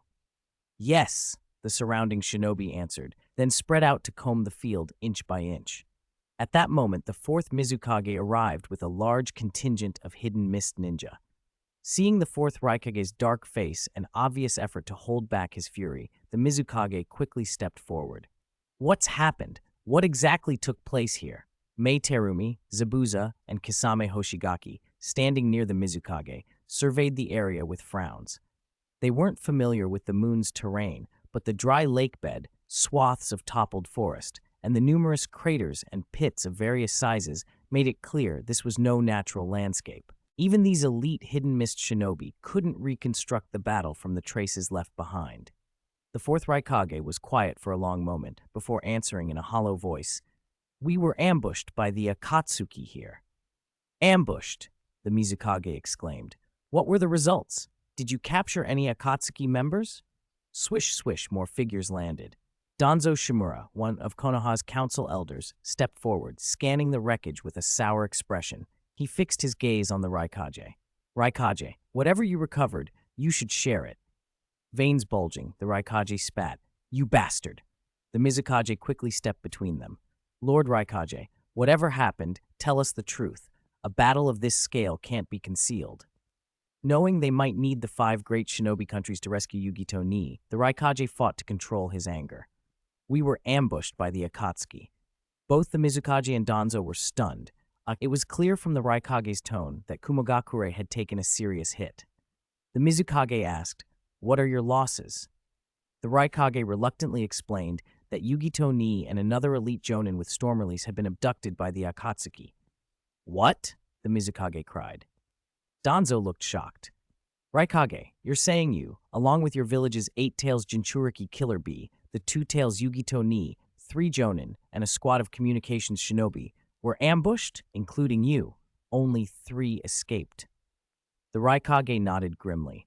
The Mizukage and Danzo fell silent.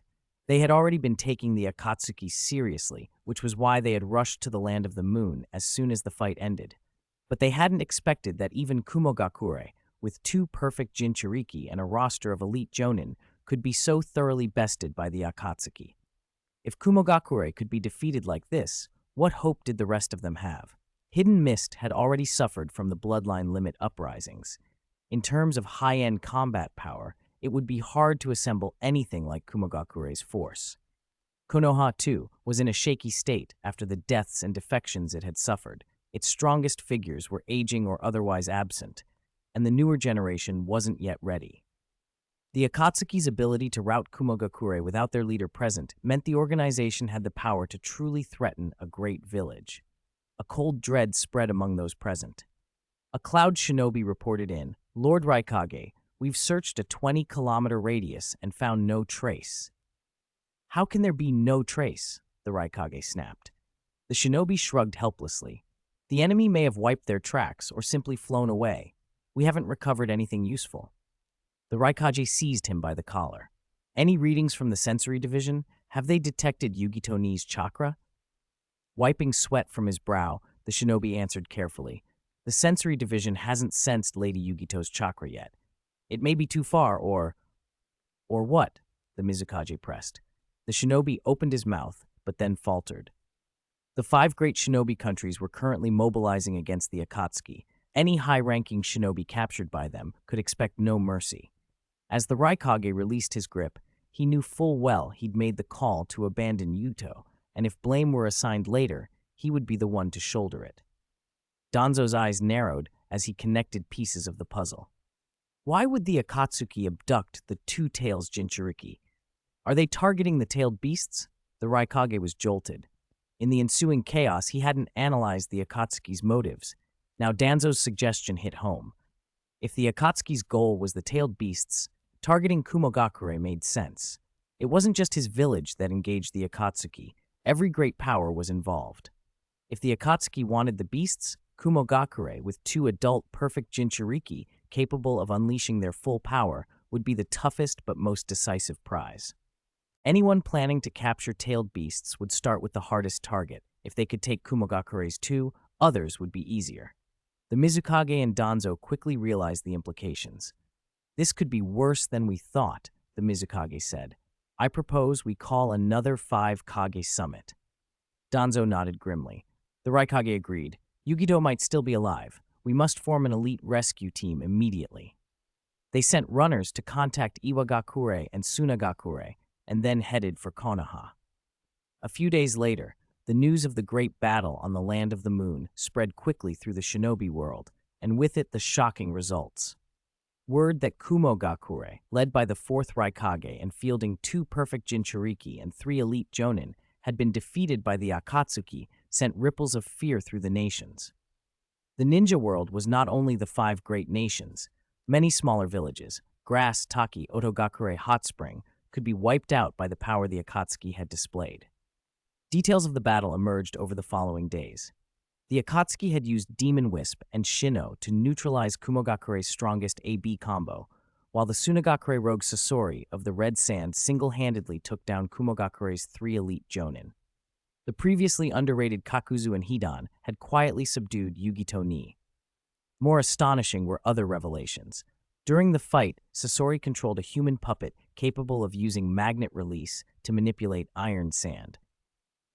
Magnet release wasn't exclusive to Sunagakure. Some in Kumogakure possessed it too, but their version only adhered magnetism to metal and couldn't freely control iron sand. The only person the world knew who could truly command iron sand was the 3rd Kazekage, famed as the strongest Kazekage. 2 in 1 chapter. Happy New Year to everyone on the first day of the Lunar New Year. Inside the interrogation room in Konoha, Morino Ibiki set his pen down and regarded the young man across from him. Think carefully. Is there anything you've missed? He paused, then added, I must remind you, the Akatsuki has been classified SS rank. It's an extremely dangerous organization. Lying or withholding information about them is a serious crime and will be punished to the fullest extent. Neji, bound in the interrogation chair, shook his head. I'm sorry, that's all I remember. Ibiki stared at him for a long moment, then picked his pen back up and resumed writing. Behind the one-way mirror in the observation room, the 3rd Hokage, pipe in hand, glanced at Hyuga Hiyashi. Do you think Neji is trustworthy? He asked. Hiyashi replied, When he returned, he reported to me immediately. Do you think he might be hiding something? The 3rd Hokage pressed. No, Hiyashi said confidently. He's a member of the Branch family. He can't betray the family. The Branch family's caged bird curse mark gave the main family absolute control over their lives. For generations, the Branch never dared defy the main family. The 3rd Hokage, who had long found the Hyuga to be more manageable than the tumultuous Uchiha, nodded in satisfaction. A moment later, the 3rd Hokage leaned forward. Why do you think the Akatsuki let Neji go? Hiyashi hesitated. The question felt like a trap. The 3rd Hokage, however, continued as if he already knew the answer. We can now confirm the Akatsuki member who attacked Neji and abducted Yugito Ni is the same individual identified in our files as the Mangekyo Uchiha codenamed A. Hiyashi's expression hardened. Neji could not possibly have any connection to a Mangekyo Uchiha.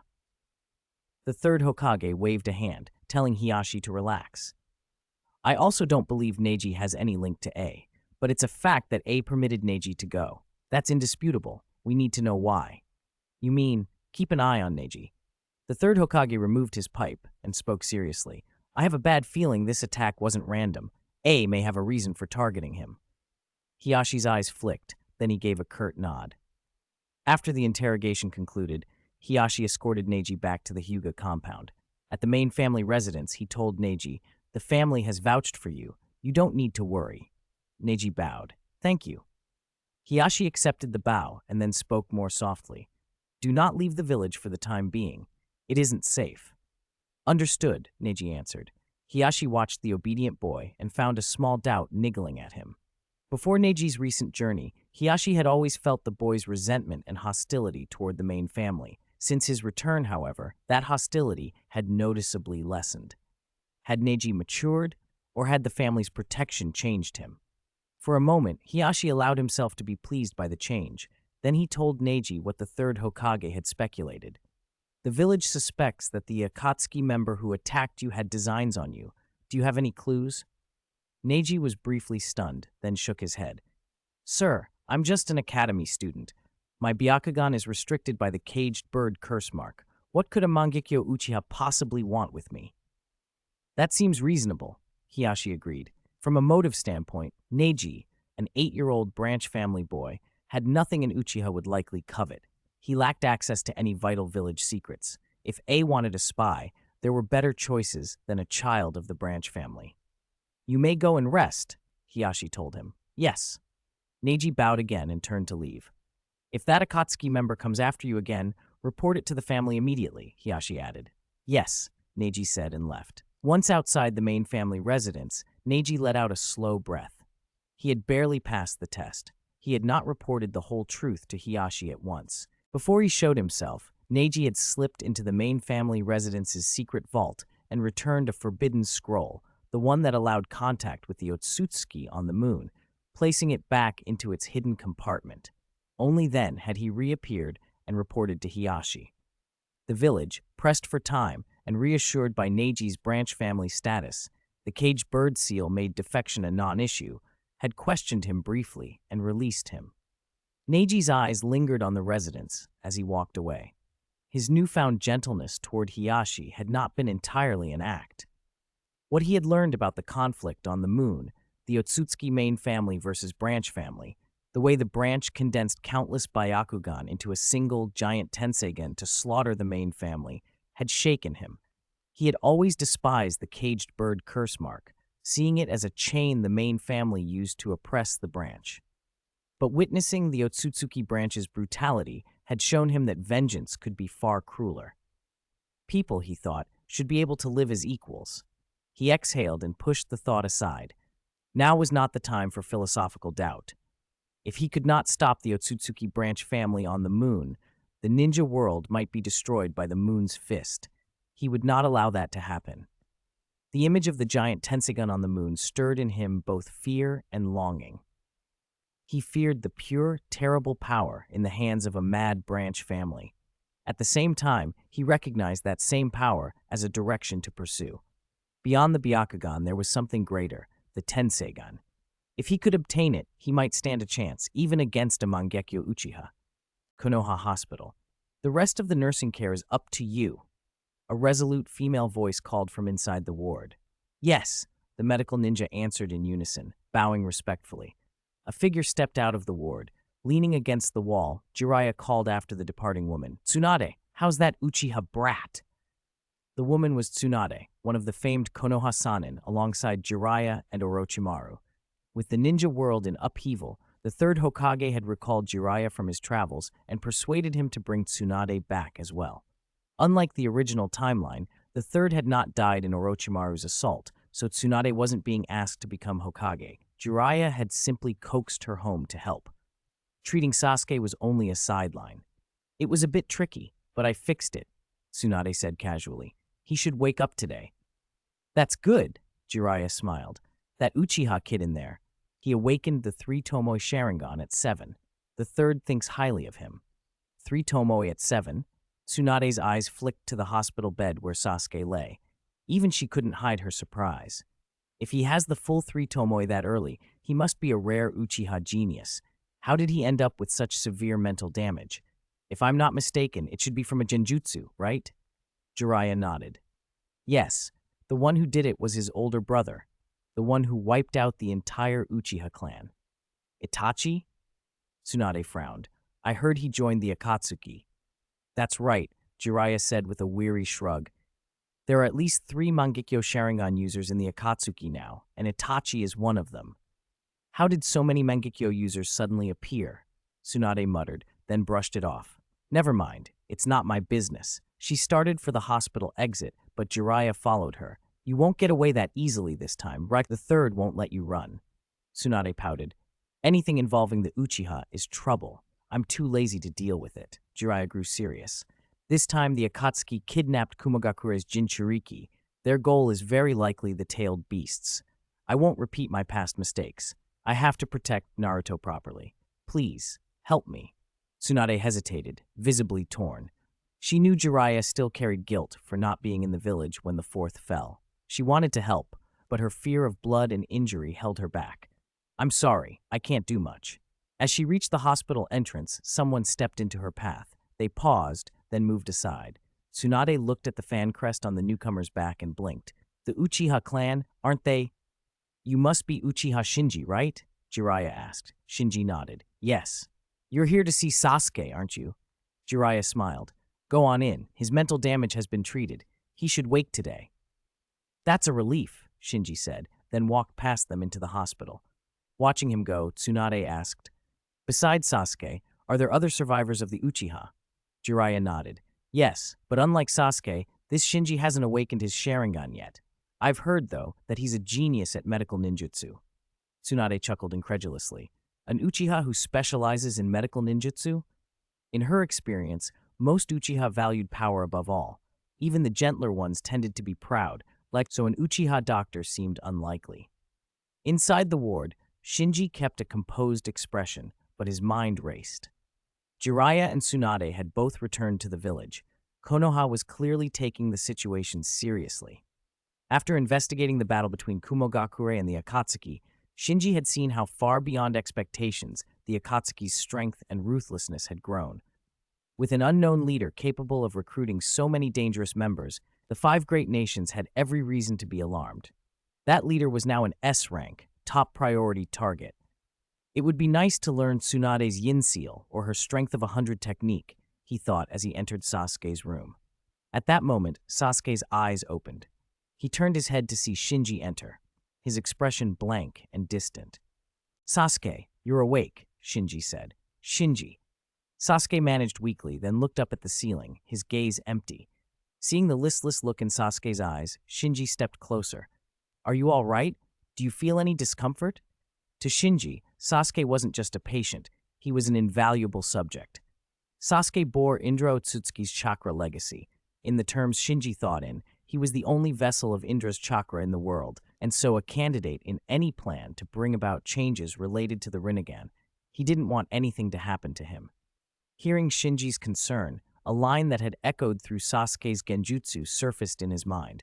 Only by killing your closest friend can you possess eyes like mine. And once you have eyes like mine, come and challenge me. Closest friend, Sasuke repeated silently. Images of Shinji, the one who had survived the massacre with him, who had supported him, who would rush to help without hesitation, kept flashing through his thoughts. In that hollow place in his heart, Shinji had become, without doubt, his closest friend. Chapter 172, Purify the Blood. Shinji stepped forward to examine Sasuke's body. Your injuries have healed completely. If you want to be discharged, you can leave today. Sasuke's eyes were vacant at first, as if Shinji's words hadn't reached him. Shinji shot him a quick look and thought, could this kid's brain be damaged? I hope not. Otherwise my backup plan will be ruined. Suddenly Sasuke's gaze focused. He met Shinji's eyes and said, "I lost." "Isn't that obvious?" Shinji muttered under his breath. Sasuke continued, voice tight with frustration. "I thought my Sharingan could stand up to him, but after the fight, it became clear my dojutsu was still inferior." Shinji nodded. "He had a Mangekyo Sharingan. There's no shame in losing to a Mangekyo." Sasuke gritted his teeth. "Just a little, only a little. If my dojutsu had been stronger, if I'd awakened the Mangekyo too, I could have avenged the Uchiha." "You're not just a little off," Shinji thought, but he held his tongue. The truth was obvious to Shinji. Itachi had not been drained. His vision hadn't failed him. He had been at his peak, an almost unrivaled genjutsu master, with razor-sharp combat intuition and meticulous tactics, not to mention the divine tools Totsuka Blade and Yata Mirror and the forbidden jutsu Izanami. Even Shinji, who possessed an eternal Mangekyo Sharingan, wouldn't have been confident standing across from Itachi. Sasuke, with only a 3-tomo Sharingan, stood no chance. After finishing Sasuke's discharge paperwork, Shinji was intercepted by Anbu on the way back to Sasuke's apartment. Sasuke was taken by them. His unauthorized departure from the village had become the fuse that would ignite a larger conflict between the 5 great shinobi countries and the Akatsuki. Because Sasuke had been in a coma, any interrogation had been postponed. Now that he had woken, Konoha wanted answers, especially with so little intelligence on the Akatsuki available. In any case, as long as Itachi lived, the village wouldn't truly harm Sasuke, so Shinji didn't worry too much. He returned to his medical laboratory and buried himself in his work. The moon mission had given Shinji a lot to think about, and valuable spoils. The most important was a pair of Byakugan taken from the eye sockets of an Otsutsuki branch family member. Back in the village, he released his control over them and carefully harvested a small amount of cellular tissue. Repeated tests and comparisons against Neji's Hyuga tissue revealed a clear difference. Both lineages traced back to Otsutsuki Hamura, but 1,000 years of separate proliferation had left their genes noticeably altered. Shinji leaned closer to his data and thought, could such differences be what allows a Byakugan to evolve into a Tenseigan? Shinji knew the Byakugan was standard for the Otsutsuki line, but the Tenseigan was not. Neither Hagoromo nor Kaguya had ever shown a Byakugan evolving into a Tenseigan. Even Hamura's descendants on the moon had no confirmed Tenseigan, nor did later Otsutsuki who came to the ninja world. The Tenseigan looked to be a rare evolutionary branch of the Byakugan. Hamura's blood alone wasn't enough. Shinji's analysis narrowed the missing factor to the indigenous blood of the ninja world. In other words, the Tenseigan might only awaken in a lineage that combined Hamura's Otsutsuki blood with native ninja world blood. That would explain why no moon-dwelling Otsutsuki had a Tenseigan. Their descendants had interbred only within the clan after leaving the planet, so the indigenous blood component in their line remained vanishingly small. The giant Tenseigan, conversely, likely sprang from a massive concentration of indigenous blood across many Byakugan-bearing lineages, producing a huge reservoir of Byakugan chakra that could evolve into Tenseigan chakra. If Shinji's hypothesis held, then every member of the Hyuga, Neji included, should have the basic qualifications to awaken a Tenseigan. But there was a catch. The problem faced by the Hyuga was the inverse of the Moon Otsutsuki's problem. While the Moon clan lacked indigenous blood, the Hyuga had diluted Hamura purity. Living in the ninja world and intermarrying with many clans over 1,000 years meant the Hyuga's Otsutsuki blood was no longer as pure. To awaken the Tenseigan, their first hurdle would be increasing the purity of Hamura's blood within them. The closer a Hyuga's genetics were to Hamura, the higher the chance of awakening the Tenseigan. Shinji closed his logbook. The experimental data matched his initial theory. Everything came down to purifying the bloodline. To help Neji awaken a Tenseigan, his lineage would have to be purified. Neji was a rare recent genius in the Hyuga, but raw talent wasn't enough. His Byakugan wasn't pure enough, his physique not resilient enough. On almost every metric, he fell far short of Otsutsuki Toneri. Shinji began to outline a plan. The simplest current method of purifying a bloodline would be surgical transplantation. If a subject could survive the critical phase of cellular fusion, genetic defects could be compensated for. Shinji already had the necessary materials. Kimimara's corpse bone pulse could fortify Neiji's body, and the Byakugan taken from the Otsutsuki branch family could be used to purify Neiji's ocular lineage. If Neji himself could withstand those 2 rounds of bloodline purification, he might gain the qualifications needed to attempt awakening the Tenseigan. First update delivered. Chapter 173, Scheme and Shock. Following that line of thought, Shinji began preparing his surgical transplant plan.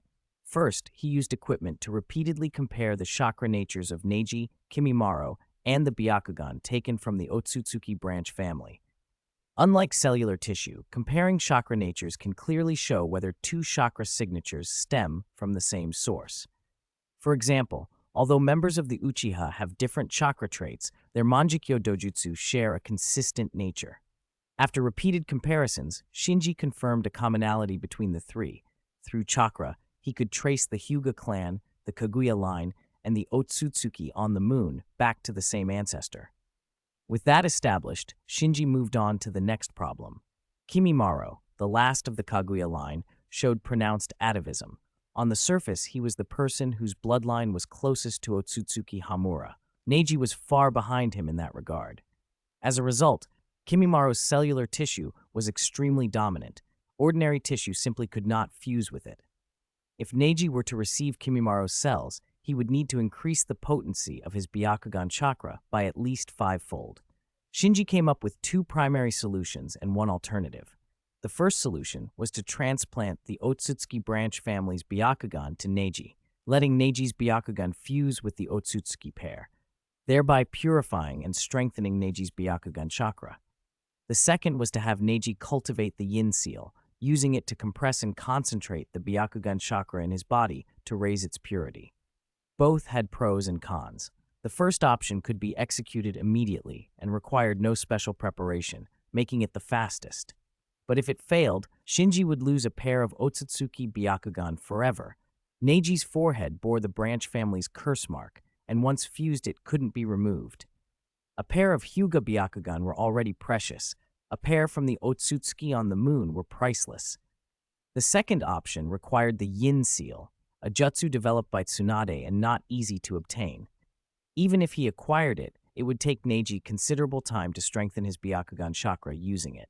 So the first approach was fast but high risk and high cost. The second was slower but safer. The alternative was to change the host for awakening the Tenseigan, using Kimimaro instead of Neji. Kimimaro's physique was stronger. Whether transplanting Neiji's tissue into him or transplanting the Otsutsuki Byakugan, the difficulty would be much lower.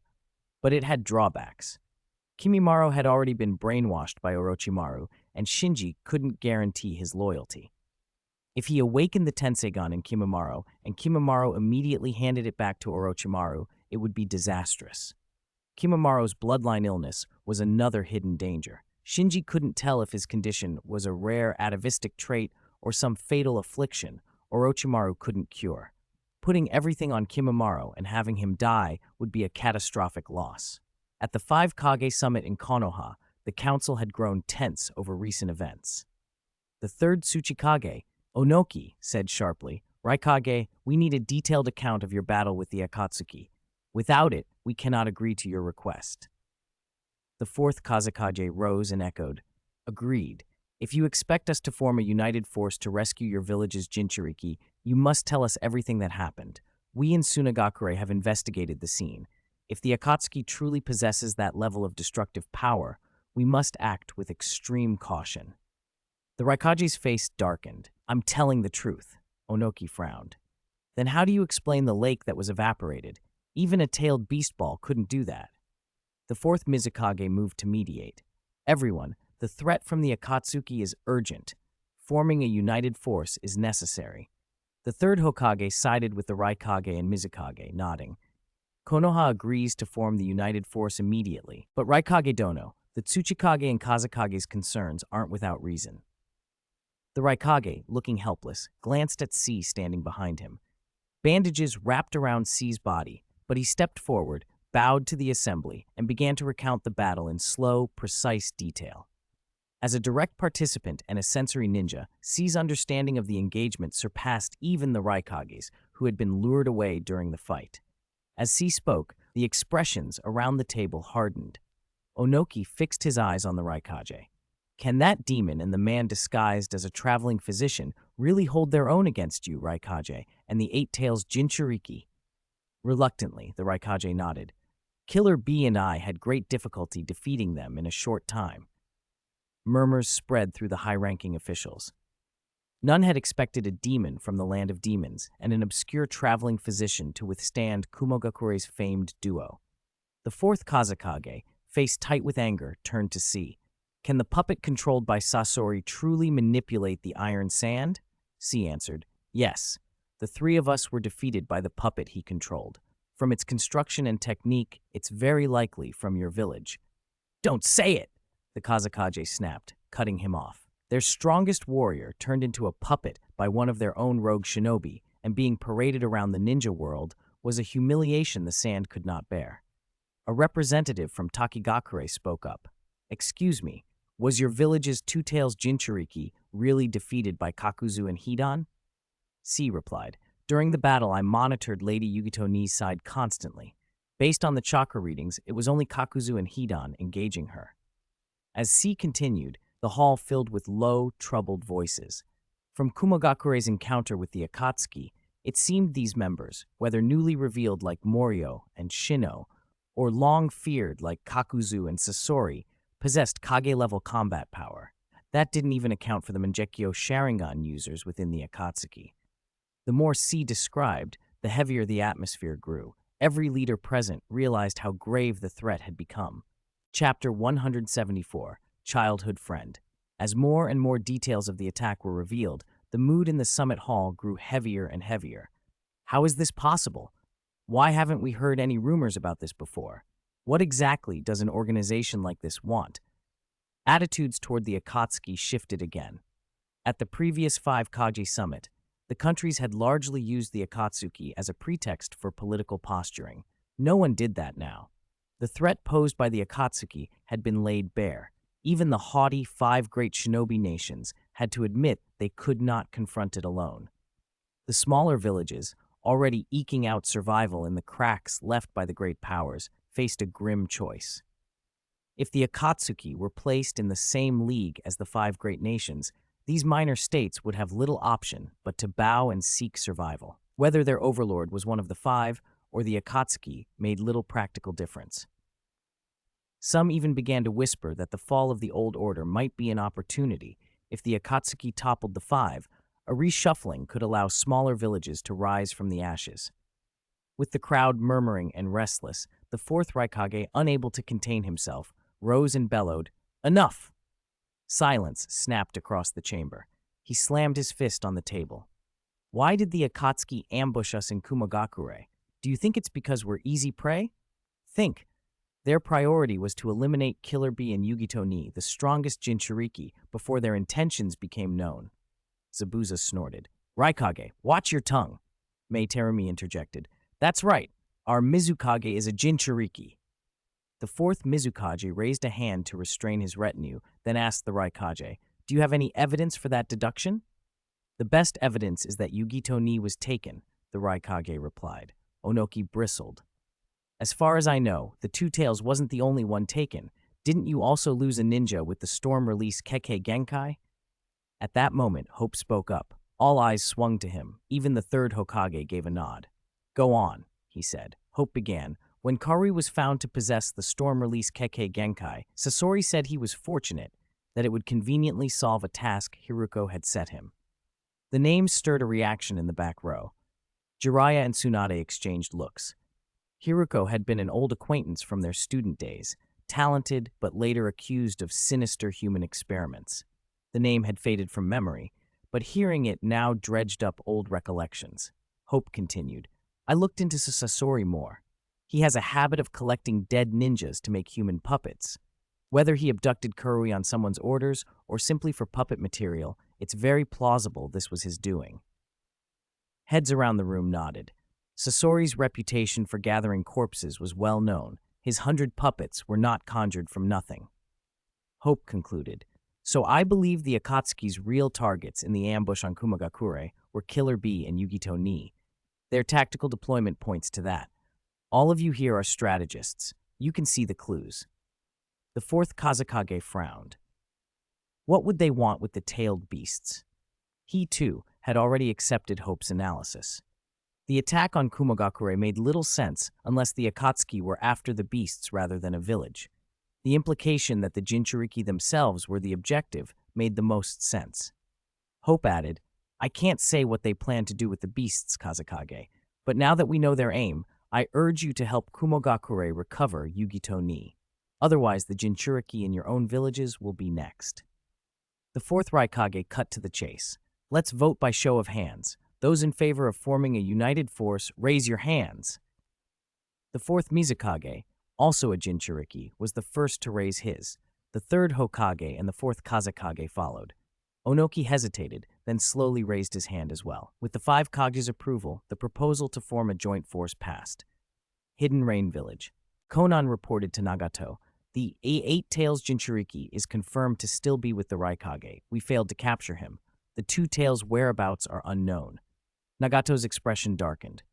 Unknown? Kakuzu and Hidan saw their team take the Two Tails Jinchuriki, but Kakuzu refuses to admit it, Konan said, then asked, should we press him? Now is not the time to argue with him. Nagato's voice wavered, and he began coughing. Konan stepped forward, concern in her eyes. Nagato, are you all right? I'm fine, he said, shaking his head. Konan added quietly, is this about preparing the Outer Path demonic statue? There's no need to rush. We still have time. Nagato set the matter aside and issued an order. After this operation, the 5 great shinobi nations will retaliate. Tell everyone to be on guard. Understood. He thought for a moment, then commanded, use this chance to have Hiriko finish his ritual as soon as possible. Tell him my patience is limited. Chapter 175, Can't Believe Konoha. In a dark cavern, Zetsu pushed up through the earth and appeared before Obito. The Eight Tails Jinchuriki and his team failed to capture him, Zetsu reported. This operation only managed to capture one Two Tails Jinchuriki. Obito's expression darkened. According to their plan, he was supposed to handle the Eight Tails Jinchuriki while Nagato took the Two Tails. In reality, Obito had been forced to face both the fourth Raikage and the Eight Tails Jinchuriki, 2 Kage-level powerhouses acting in perfect concert, while Nagato had only to deal with one Two Tails Jinchuriki. The burden on Obito had been far heavier. Given the circumstances, Nagato should have set aside whatever grudge he held and tackled the Eight Tails first. But it was not the time to provoke Nagato, so Obito swallowed his anger. What was that beam of light that destroyed Morio? He asked. Zetsu shrugged. I don't know.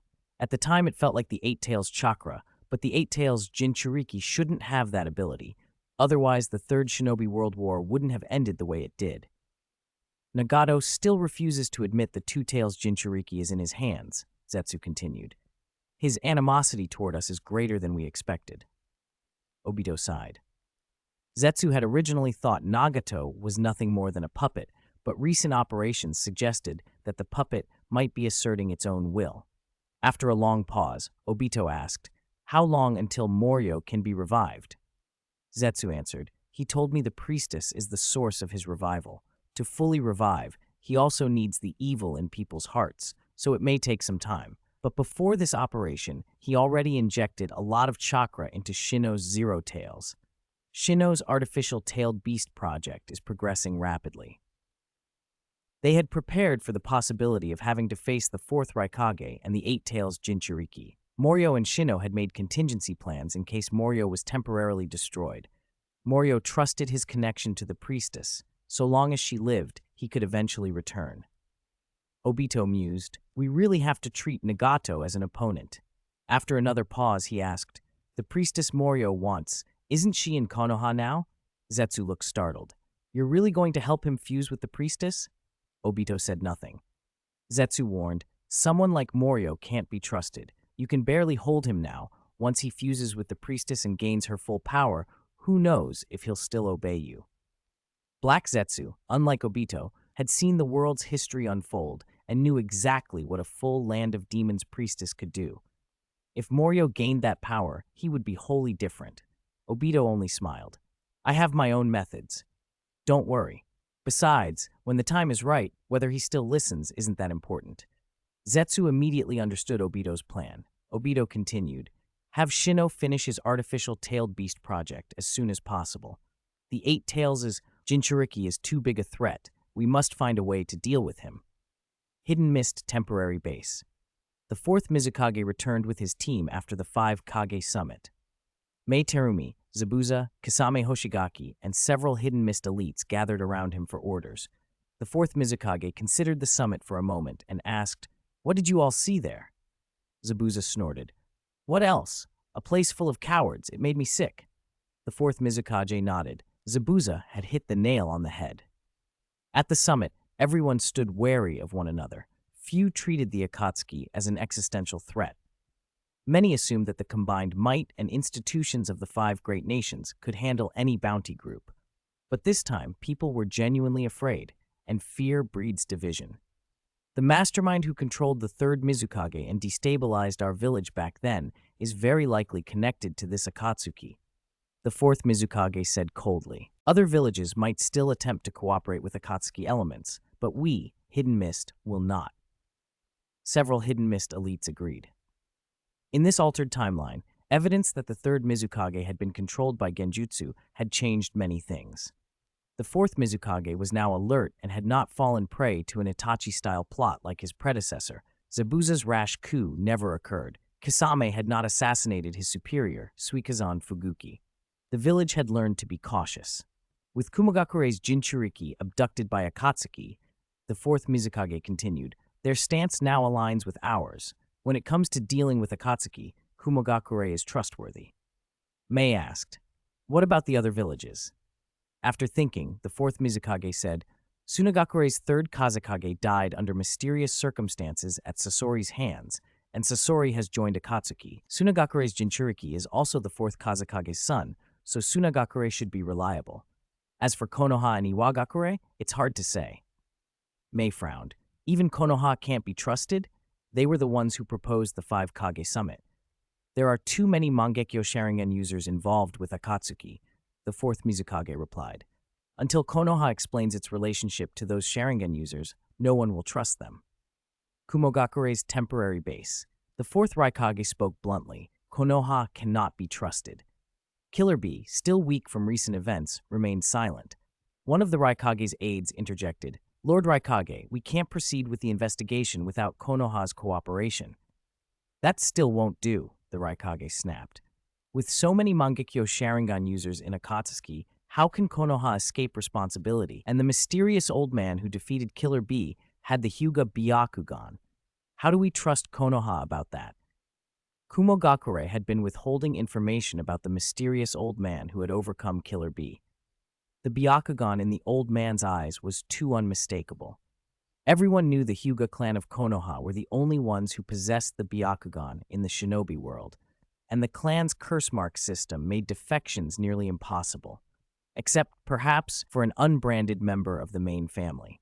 It was precisely because of that worry that the fourth Raikage chose to conceal the existence of the mysterious Byakugan elder, not even mentioning him at the 5 Kage Summit. "The lead is in Konoha, in the Hyuga clan," the fourth Raikage said, waving his hand. "See, I'm entrusting this matter to you. Find out who that Hyuga youth is for me." C nodded emphatically. "You have my word."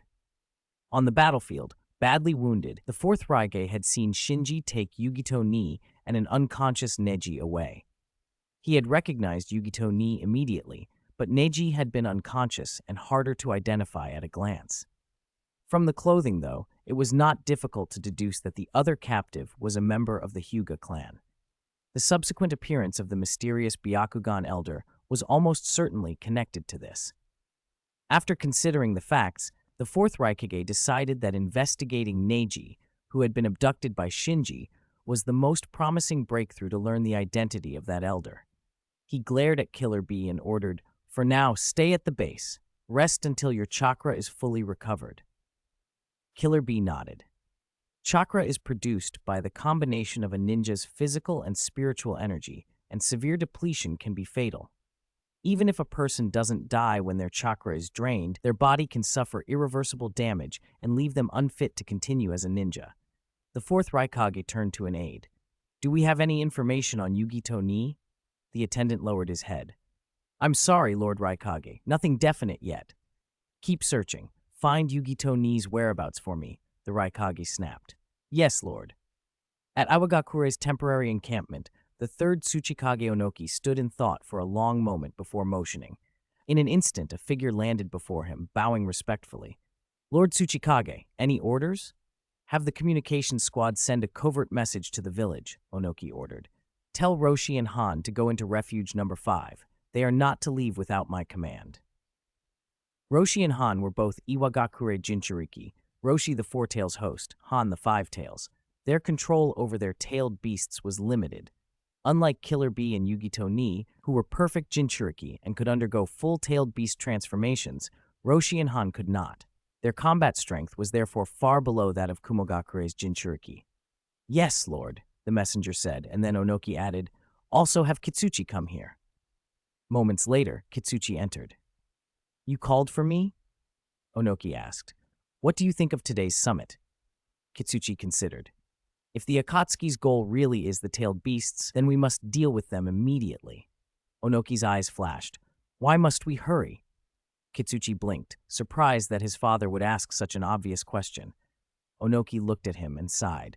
You are indeed not fit to be Tsuchikage, he said dryly. Kitsuchi forced a wry smile. Onoki's expression grew darker as he stared out the window. My instinct tells me the Raikage didn't tell us everything.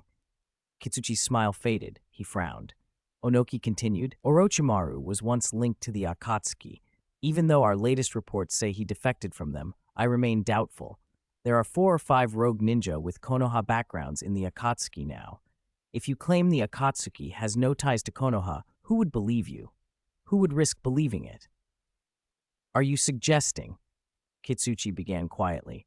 Arrange for trustworthy operatives to make contact with the Akatsuki, Onoki ordered. You want us to contact the Akatsuki? Kitsuchi was taken aback. If the other villages find out, the consequences could be severe. Do you think they don't have the same concerns? Onoki sneered. Handle it cautiously.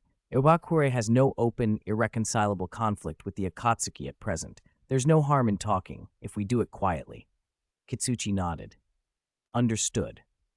Almost simultaneously, in the hidden villages of Grass, Waterfall, and Hot Water, leaders moved to quietly open back channels to the Akatsuki. Publicly, in the wake of the 5 Kage summit, every village had tightened surveillance on the organization. Privately, however, undercurrents were stirring. The Akatsuki had shown enough power to make many leaders hedge their bets. Intelligence operatives and information brokers in the shadows suddenly grew very busy. That night, after leaving the laboratory, Shinji stopped at a small street shop to eat, changed clothes, and slipped into Karen's apartment. How have you been these past few days? He asked plainly. Karen looked at him. Her eye sockets were pale and lifeless, but she answered, Lord, I can feel my eyes starting to recover. Shinji reached out and brought his hand in front of her face. Seeing no reaction, he asked, No light perception at all? Karen shook her head. No, this Mangekyo Sharingan is much more damaged than the previous one. It probably won't heal completely in a short time. Shinji fell silent. Restoring a completely lost Mangekyo Sharingan was far harder than repairing one that was only partially damaged. Seeing him hesitate, Karen hurried on. Lord, don't worry, I'll do everything I can to restore it. Shinji replied, That's all I ask. If it's recovering, eventually it will see the light again. After confirming Karen's condition, he left. At the same time, he was advancing 2 plans, the Reincarnation Eye Plan and the Tenseigun Plan. In the Reincarnation Eye Plan, Karen and Sasuke were key. Karen possessed both Uzumaki and Senju bloodlines and had absorbed some characteristics of the Divine Tree through white Zetsu cells. If she could fully restore a complete Mangekyo Sharingan, she would be the ideal subject for inducing the Rinnegan. Sasuke, as Indra Otsutsuki's reincarnation, was the backup. If Karen failed, Sasuke might be used to trigger the Rinnegan. In the Tenseigun plan, Neji was Shinji's first choice for creating the Tenseigun, with Kimimaro as the backup. If both plans succeeded, Shinji would be able to secure both a Rinnegan and a Tenseigun. Chapter 177, Scorpion Experiment. Boom, boom, boom. A series of explosions shook the valley, filling it with a choking pall of smoke. From that haze, a figure suddenly shot out and in a handful of bounds dove into a thick stand of trees not far below. High above, Hiruko stood on the back of the giant chimera and watched the silhouette vanish into the forest. He smiled. Not bad. Deidara Mood Dark spat. Ch. This one is an iron release ninja, Hiruko said.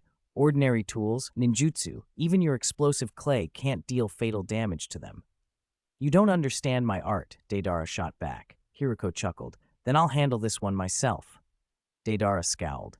No way. Scorpion must have finished the job. I'm not going to be outdone. Just wait. I'll take care of it. He leaped from the chimera. With a puff of white smoke, a pure white clay bird erupted, carrying Deidara as he fell into the trees. Moments later, repeated detonations rocked the forest. Even from the sky, the power of the blasts could be felt. Watching the flashes of fire below, Hiruko muttered, "Did that Deidara just kill my target outright?" Minutes later, the chimera set Hiruko down in the ruined forest. The ground was torn up, craters of all sizes pocked the clearing. In the largest, Deidara stood with one foot on a charred body, waving at Hiruko. Hiruko hurried over and examined the person pinned beneath Deidara's boot. He exhaled in relief when he found the man still breathing. Deidara grinned. His body might survive the explosions, but his organs couldn't take the shock. That's the charm of art. Hiruko had little patience for discussions of art. For him, power was everything.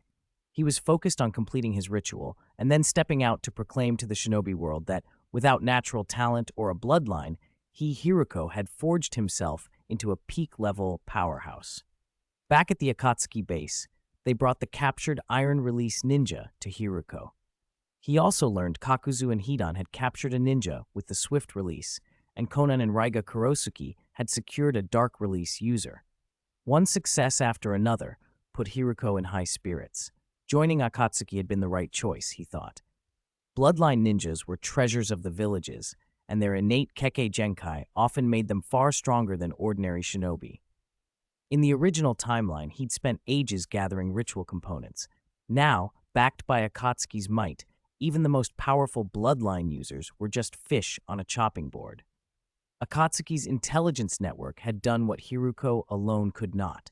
With a single order from Nagato, the users of Dark Release, Iron Release, Storm Release, and Swift Release, the 4 of the 5 bloodline components Hiruko needed had been rounded up.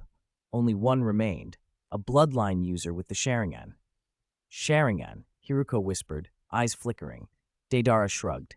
We can't help much there. Those Uchiha aren't easy to deal with. Scorpion, who stood nearby, glanced at Deidara.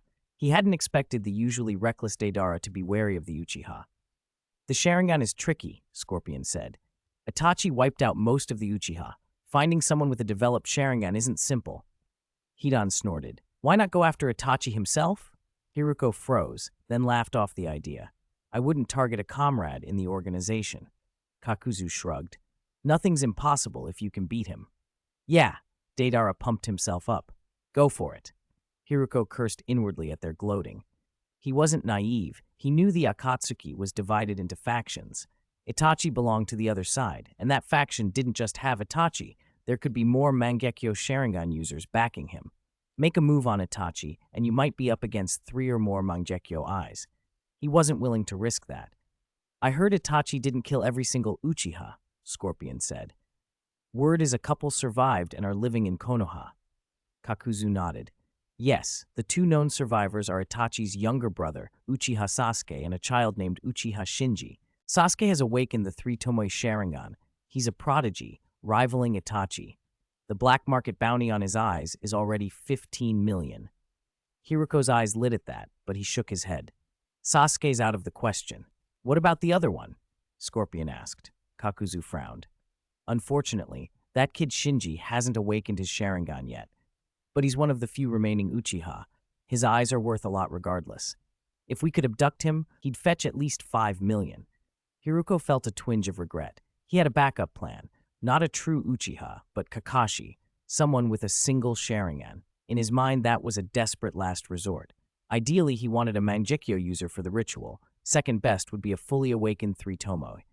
Someone like Kakashi, with only 1 3 Tomoe eye, was the least desirable option. Scorpion grinned suddenly. I've also heard that extreme emotions can cause the Uchiha to awaken the Sharingan. Hiruko looked at him sharply. You mean, exactly. Scorpion's smile turned cruel. We try it on Uchiha Shinji. Stir up extreme emotions and see if we can trigger his eye. Who's willing to participate? Kakuzu answered without hesitation, voice flat. Count me in. If it fails, the brat's mine. Around them, the implication hung in the air. This would be no gentle test, but an experiment in cruelty designed to pry open the Uchiha's hidden power. Chapter 178. Crisis is coming. A week passed in a flash. The village's atmosphere felt wrong, an undercurrent of a coming storm, but to Shinji, it might as well have been someone else's problem. He spent his days in the laboratory running experiments and on the training field refining his skills. He had already faced many strong opponents and was no longer the clueless beginner he once was. His assessment of his own strength had grown sharper. In the three major branches, ninjutsu, taijutsu, and genjutsu, he had surpassed most of his peers, but he still fell short of true heavyweights. Ninjutsu offered him little room for improvement for the moment because he had the kaleidoscope eye techniques, Susanoo and Amaterasu. And with the eternal Mangekyo Sharingan, his genjutsu hardware was undeniable. Few in the ninja world could truly overwhelm him in that field. Taijutsu, however, was his weak point. That weakness hadn't shown up in some of his recent fights, partly because Susanoo had covered for him, and partly because he had used Izanagi to peek into possible futures, like loading a save file, letting failures occur only in branches that never actually came to pass. But the glimpses he'd seen repeatedly made one thing clear. If he fought a strong opponent in close-quarters taijutsu, the fight often ended quickly and badly. He couldn't last even a few minutes. Boom. He smashed a wooden stake and paused, gasping. He wiped sweat with a towel, drank from a water bottle, tossed the towel back on the bench, and stepped back into the field. The higher a ninja's level, the more important taijutsu became. In the original timeline, when Uchiha Madara became the Ten Tails Jinchuriki and reached the Six Paths level, the five Kage struggled to contain him. Apart from Naruto and Sasuke, only Kakashi, with his space-time ninjutsu, could help. In contrast, Might Guy, whose strengths were heavily imbalanced, once became everyone's hope by opening the 8 gates, and with all 8 gates, he landed a kick that shocked even Madara. That memory was burned into Shinji's mind. He could not afford to neglect taijutsu. An hour later, he finished training and returned to his apartment. After some study of medical ninjutsu texts, he closed the book and reviewed the week's progress in his mind. Cell fusion experiments hadn't advanced much. Under current conditions, the experiments were pointless unless he could increase the intensity of Byakugan chakra in Neiji's cells. Otherwise, Neiji's tissue wouldn't fuse with Kimimaro's. On the other hand, Karen had made real progress restoring her completely lost Mangekyo Sharingan. After a week, her left eye could vaguely sense light and the right could make out blurry images. Several key people Shinji monitored had also moved this week. Neji stayed at the Hyuga compound and cultivated diligently. Kimimaro's behavior was odd. He'd been avoiding people while he trained. Sasuke, after being released from the Anbu, had become distant and detached from his classmates. Shinji tried to find him several times, but Sasuke was impatient and kept his distance. Shinji worried inwardly. If Sasuke's confidence had been shattered by Itachi and he desperately sought strength to kill him, then he was vulnerable to manipulation. Orochimaru could very well exploit him. He frowned and added another worry in his mind. What had happened to the lantern-bearer from the Demon Slayer world? There had been no movement for a long time. Had they given up? Half a world away, however, there was movement. On a snow-capped peak, someone arrived at the summit, surveyed the surroundings, and whispered, "It should be here." He took a satchel off his back, arranged 5 stone tablets in a special formation, buried them at the peak, and then stood guard over them against the wind and snow. On a distant island at sea, a crewman pointed to an island and said, "The place the guest wants is that island ahead." The cloaked figure there nodded, stepped on the seawater, and strode across the waves toward the island. The crewman, astonished, muttered, "So it's a ninja." In a vast desert, a sandstorm swept across the dunes. Caravan leaders watched in confusion. They had never seen a storm like this. Unknown to them, a figure had stirred the storm and used it as cover. When the figure stopped, he removed a bundle and buried 5 stone tablets in the sand.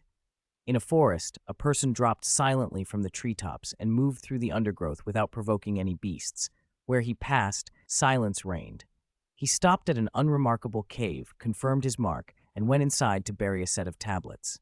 In a valley, someone pulled a long sword from a fallen rock ninja, flicked the blade clean, and then buried stone tablets near a giant boulder. Then the alarms began. Plane encountered invasion. Warning, plane has been captured. Lantern bearers, please respond immediately and sever the anchor points. Warning, 5 anchor points detected. Warning, plane destruction countdown has begun. The sounds hit Shinji while he was still on the training field. He froze, trying to process the barrage of warnings. Captured? Anchor points? He muttered. He had never heard alerts like this. Panic flared. The alarms didn't just announce an invasion, they started a plane destruction countdown. He took a deep breath and forced himself to calm down. He listened to the warnings again and queried Hope, his auxiliary system. Answers came, piecemeal, until the full picture emerged. The Lantern Bearer from the Demon Slayer world had not given up. Instead, they had prepared a desperate, major move. Somehow they had linked the Demon Slayer world and the ninja world. If the Overlord that coveted the Demon Slayer world attacked now, the Overlord would detect the Demon Slayer world's link and thus discover the ninja world. In effect, both worlds would be dragged into the same fate. Whatever method the Lantern Bearer used, it had cost them dearly. This seemed like a last-ditch gambit. Shinji cursed under his breath. They were willing to bury 2 worlds to save their own. The 5 anchor points were the key. The countdown showing 4 meant that in at most 4 days, the 2 planes would overlap and collide. When that happened, both would collapse. He had to destroy the 5 anchor points before the collision or before the Overlord descended. Otherwise, the ninja world would be annihilated with the Demon Slayer world. Where are the anchor points? He asked Hope. Precise detection requires the consumption of Ember. Do you wish to consume Ember? No hesitation, Shinji said. Yes, a light projection map unfolded before his eyes. 5 pillars of light marked the anchor points across the ninja world. Shinji's face went pale. The anchor points were spread far and wide, one in the sea outside the Hidden Mist village, one on a snow peak in the Land of Lightning, one in the vast desert of the Land of Wind, another in the rolling mountains of the Land of Earth, and the closest hidden in a remote forest in the Land of Fire. Just reaching all 5 in 4 days seemed impossible. He sank to the ground. It wasn't that he lacked the will to save his world. He would risk everything if there were a chance. But the logistics were brutal.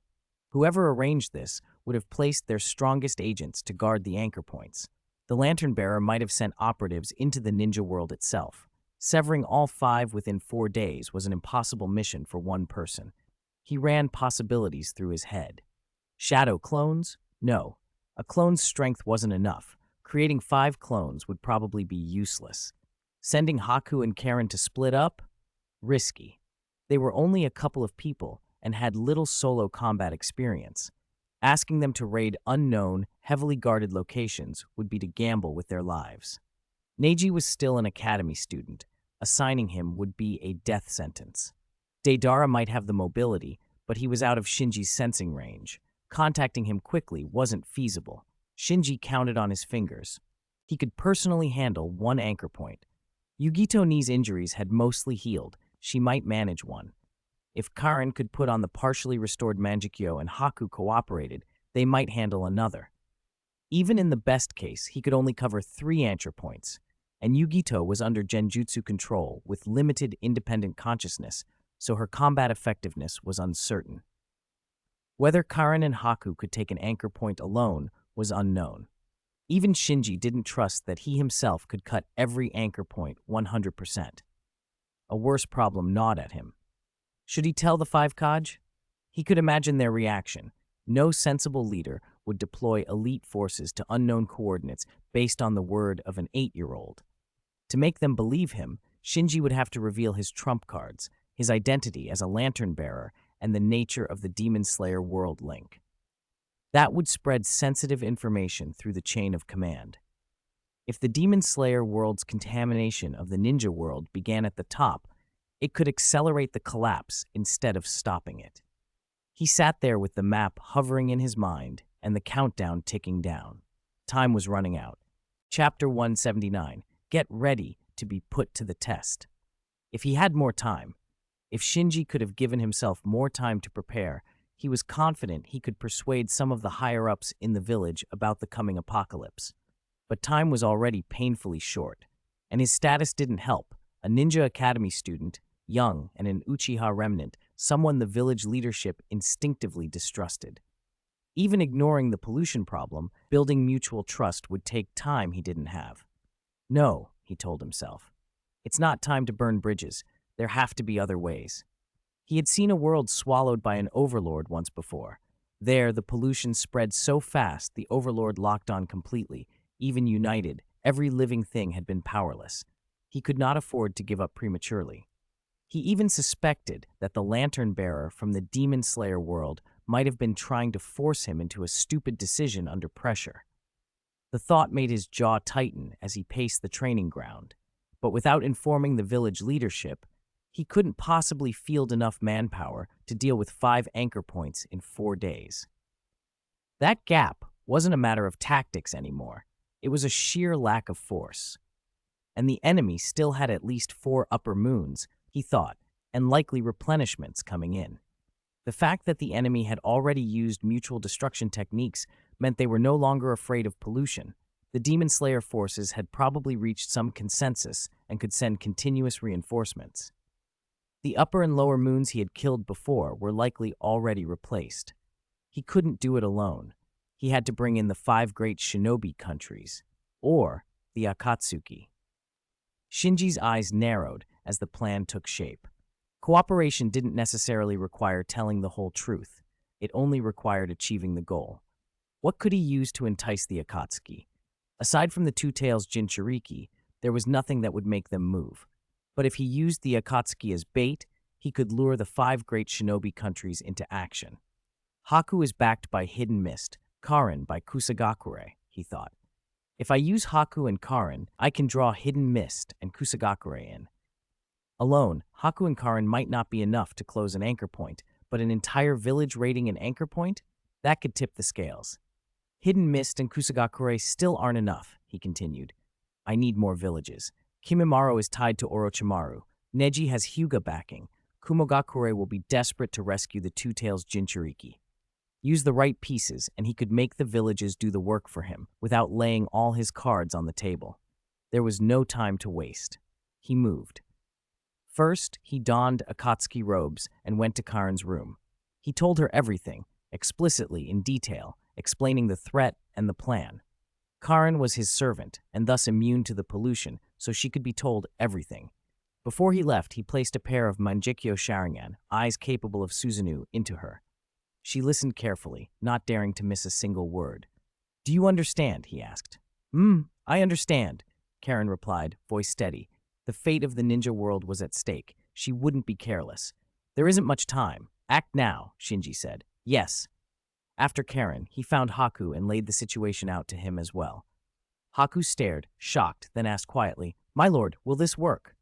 We have 4 days, Shinji said bluntly. We have no choice. Haku was silent for a long moment, weighing the impossibility of handling 5 anchor points in 4 days.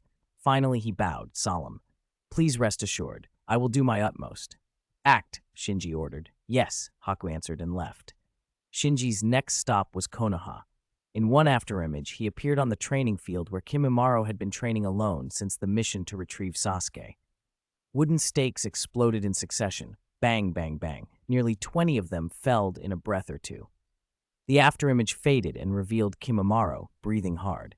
He inspected the shattered stakes with a frown. Some were blown completely apart, others snapped neatly in 2. The damage was uneven, proof that his use of the gates wasn't yet refined and that he hadn't fully unlocked the body's potential by opening the gates correctly. After the fight with Shino, Kimimaro had approached Orochimaru and obtained a secret technique scroll for the 8 gates. He had been training in secret, trying to master the deadly art and push his body past the limits the brain had once imposed. The results were promising, but not perfect. A rush of wind announced someone behind him. Who? Kimimaro snapped, turning with the quick reflexes of a seasoned warrior. His eyes narrowed when he saw Shinji in Akatsuki robes. The appearance of such a figure in Konoha set every hair on Kimimura's neck on edge. I'm very curious why you, a Kaguya clan remnant, are here in Konoha, Shinji said lightly, casually sizing him up. Kimimura's face hardened. What do you want? I think highly of you, Shinji said, then added with the barest smile. Want to join the Akatsuki? Join the Akatsuki. Kimimura's surprise was genuine. He was one of the most wanted men. The 5 great shinobi countries had him at the top of their lists. He had risked infiltrating Konoha for reasons of his own. To be recruited by the Akatsuki on top of that was unexpected. What is your answer? Shinji asked. Kimimura's expression changed. He hadn't been thinking about his own safety. He was loyal to Orochimaru and saw opportunity in infiltrating the Akatsuki. If I get inside, I can gather intelligence on the Akatsuki, he said slowly. If I find anything that threatens Lord Orochimaru, I can warn him in time. He hesitated only a heartbeat, then nodded. I am willing. A smile crossed Shinji's face. Then prepare to accept a test. Only by surviving it will you be qualified to become one of us. Chapter 180, Codename. At the noodle shop, the middle-aged chef set a steaming bowl in front of Karen, then leaned in and lowered his voice. Why did you come here all of a sudden? Karen feigned nervousness. The Akatsuki found me. What? The chef startled and glanced around. How did they find you? Weren't you supposed to be hiding in the village? He came into my apartment earlier, Karen said. The chef's eyes widened. Talks between the 5 Kage were currently underway in Konoha. He couldn't believe the Akatsuki would dare to infiltrate the village now. A new thought crossed his mind. Could it be a trap? Someone testing you? Describe him to me, quickly. Karen described Shinji in the Akatsuki cloak. The more he listened, the darker the chef's face grew. After a long moment, he murmured, No mistake, he's A, the most mysterious member of the Akatsuki. A? Karen was stunned. The chef explained, besides the well-known S-rank wanted members, there's a small group of masked Akatsuki who wear hooded red cloaks. We only know of 3. Because there's so little intelligence on them, they were given code names at the 5 Kage Summit, A, B, and C. He fixed his gaze on Karen. The one you met has to be A, and our analysis suggests he's the leader of the trio. A, B, C. Karen's mind raced. She wondered if she might be B or C. The chef watched her face carefully. So why did A come to you? He said I'm an orphan of the Uzumaki clan, that I have talent, and he wanted to recruit me into the Akatsuki. What? The chef almost jumped up. He had imagined many possibilities, but never that an Akatsuki big shot would approach Karen with a recruitment offer. Excitement flared in him. If Karen joined Akatsuki, he thought, the hidden grass could claim a mole inside the organization. His imagination ran wild at the thought of the grass village getting Akatsuki secrets before the 5 great nations. He grabbed Karen's arm. How did you reply? I couldn't refuse, Karen said, nervous at his sudden intensity. Good, you did the right thing. The chef released her arm and smiled, though his eyes were hard. And then, he said I'd have to pass a test to join. The chef's eyes flickered. After a moment, he said, Don't worry, we'll help you pass whatever test they give. In a small grove in Konoha, Haku bowed his head and spoke softly to the large tree. Sorry to call this meeting on short notice. I have important news. A shadowy voice from behind the tree answered, Speak. The Akatsuki found me. There was a stunned silence from the shadow. He had expected Haku to come with reports about Sasuke, a lead that might draw out the Akatsuki. He hadn't expected the organization to approach Haku directly. You've been exposed? The voice trembled. To him, Akatsuki finding Haku could only mean Haku had been unmasked as a spy from the hidden mist. Maybe he had betrayed them and led Akatsuki here. Haku quickly shook his head. No, they found me to recruit me. The shadow barked, incredulous. What nonsense is that? The Akatsuki risked infiltrating Konoha just to recruit you. They said I'm an orphan of the Yuki clan and spoke highly of me, Haku replied. An orphan of the Yuki clan? The shadow thought the name over, then murmured, C is from the Yuki clan. That explains it. C? Haku looked puzzled. The shadow continued, sounding annoyed. Someone from the village already joined the Akatsuki, a rogue ninja they labeled C. That makes this all the more likely. They're recruiting you because of him, since you're from the same clan. Haku paused, realization dawning. So my code name is C, he thought. Agree to them, the shadow urged. If you join the Akatsuki, we'll get their intel before the other villages. Haku adopted a reluctant expression. I've already agreed, but the recruiter said I must pass a test. Only if I complete it will I be allowed to join. What test? The shadow asked, immediate and sharp. At Orochimaru's temporary residence in Otogakure, Kimimaro finished his report and watched Orochimaru's face. Orochimaru licked his lips and said, "How interesting." Kimimaro looked uneasy. Lord Orochimaru, should I not have accepted? No, what you did was right. Orochimaru shook his head, then let a thoughtful tone creep into his voice. Lately, the Akatsuki's behavior has become more and more puzzling. When Orochimaru had first encountered the Akatsuki, it was the lure of the sage's rare eyes that had drawn him in. In his view, they had been a powerful but ultimately mercenary group, bounty hunters who trafficked in the black market. That was why he had defected after failing to obtain Itachi's body. But after his defection, the Akatsuki had changed. They stopped lying low and became far more active, operating openly in multiple nations, repeatedly challenging the 5 great shinobi countries, even ambushing Kumogakure's officials and abducting the Two Tails Jinchuriki. Their recent boldness made Orochimaru curious again and wary. Kimimaro joining the Akatsuki is useful to me, he said. It has no downside. As for this test, if it exists, I will help you in secret. Kimimaro's shoulders relaxed. I won't fail. I'll make sure I can join.